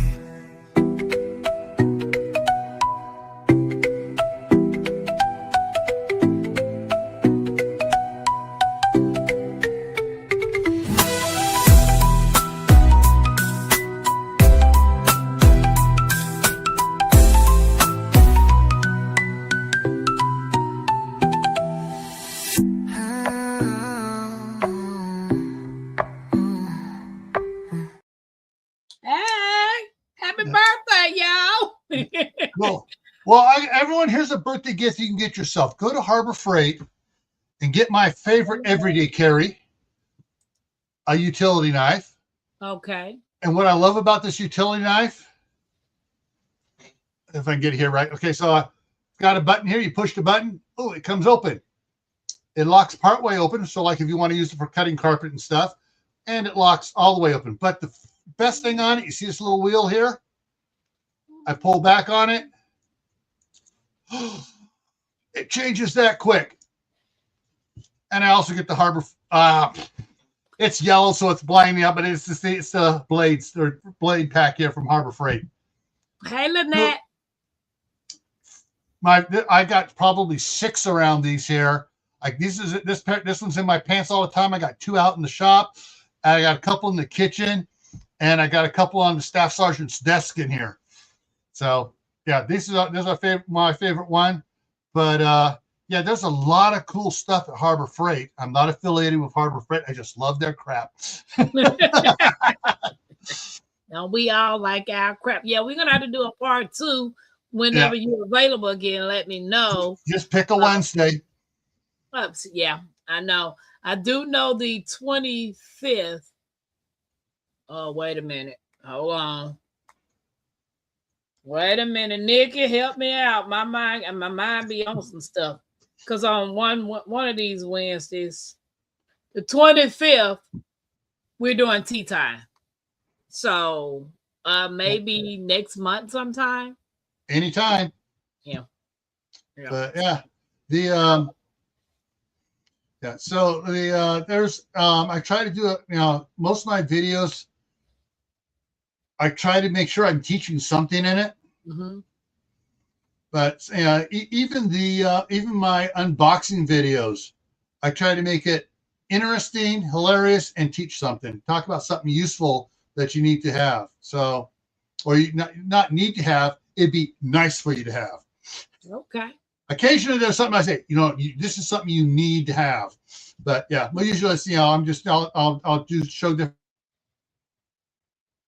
The latest one I did was I had one of those black plastic hamburger smashers. Okay. Problem is those black ones, they're using recycled plastic material to make them, and a lot of them have fire retardants in them, and the black ones wear out. Where's that wearing out going into? Oh, the that's food. a good question. Yeah. So I got a stainless steel one. Hey, Jones Truth. I just did an after storm assessment of my preparedness. Yeah, we're gonna have to get Gil to come back because him and the crew, they got a lot of knowledge on prepping, and I know a lot of us know some things about prepping, and a lot of my community are gardeners as well. We have gardeners, beekeepers, herbalists, DIY project makers, crafters. We got a host of people that's in this community, which makes my community a unique one because I can learn from everybody. You know, somebody has something to teach us, you know. So, but guys, I want to thank you guys for coming out and hanging out with us. I want to thank Gil for taking the time out to come and hang out with me. And yeah, if anybody is interested in being a guest on my channel, please hit me up on my email. I would love to interview you and have you as a guest. For those of you all that don't know me, a little bit about me, I'm a grandmother and granddaughter duo. It's Mackenzie and Pam, and we're striving to become 100% self-sufficient. So until we get the piece of property that we're looking for, we're learning all the things that we want to do on a homestead. So come back and hang out with the Creekside. You'll get a laugh on. You got anything else you want to say to the family? Well, just think of it this way. When it comes to preparedness, once again, plan for the worst, hope for the best. But all my Grayman prepping videos, I end it with, stay happy no matter what life throws at you. Stay safe. Don't go out and do anything foolish. Keep adding to your preps. Water, food, medicine, clothing. Learn a new skill every month. And since it's that time, the seed catalogs are coming out. Plan your garden. Right. Kendi K, you're welcome, Shadow. I can't wait to get you guys over here. What a great stream. Thank you both. Very informational. Tag said great live. Thank you, Gil, for joining us tonight. This has been very informational. And a fire extinguisher. Yeah, make sure you got a couple of those. And some carbon monoxide detectors. Okay, I just filmed the video today. It's coming out tomorrow on fire extinguishers. It's going to be a little short, but I'll tell you right now. Every time you change New Year's times, daylight savings times change the batteries in your smoke detectors. Okay. Clean the ducting from your dryer. Get all the lint out of it. Above the stove, the grate above that, take that out and wash that grease trap vent there. Okay. Your fire extinguishers, pick them up. Make sure that it's in the green. Turn it upside down. Turn it slowly back side up. You should feel the powder sliding inside. If you don't feel it, tap it. If it still doesn't do it, replace it. That means it's settled and it's packed and it won't work. Kendi K, is your kitchen okay? Matter of fact, is you okay? And is the kitchen okay? I hope everything is okay. I just got in fire blankets for my. Okay. Shadow said, "Tap, I sent your email for you before I joined the stream." Okay, I appreciate you. I'm gonna check that out. Good live, but a lot for me. And I'm gonna leave this with you guys. Okay, we find kitchen. Oh wow. Well, I'm glad you okay because materialistic things can be replaced. You can. So I'm grateful that you okay.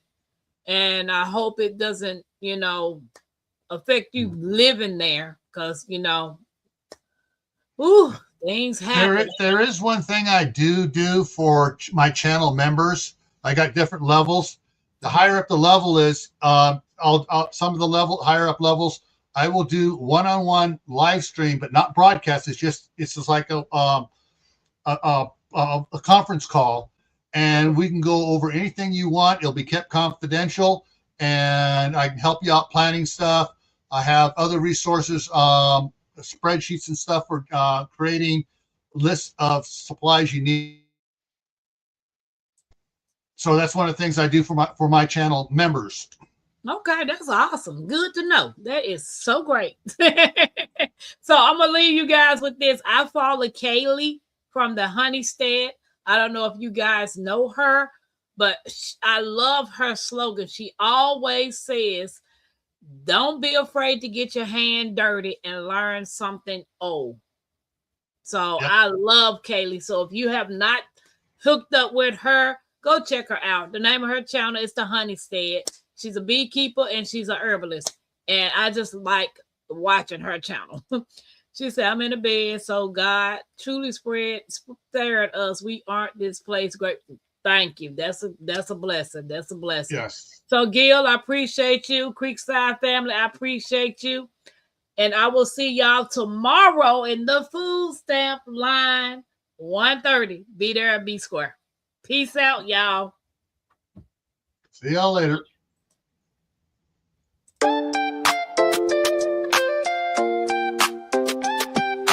Creekside Queen, Tampa, queen of the creek.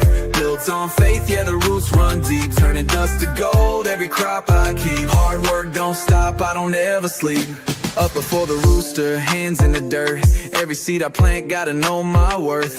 Ain't no silver spoon, had to build my own. Now the homestead strong like the crops I've grown. Brick by brick, stitch by stitch. Turning small town life into something rich. Crafting my dreams, got the hammer and thread. While the world's still talking, I stay 2 steps ahead. From the garden to the stream, from the land to the sky. Blood, sweat, and faith, that's how I ride. Peace out, y'all.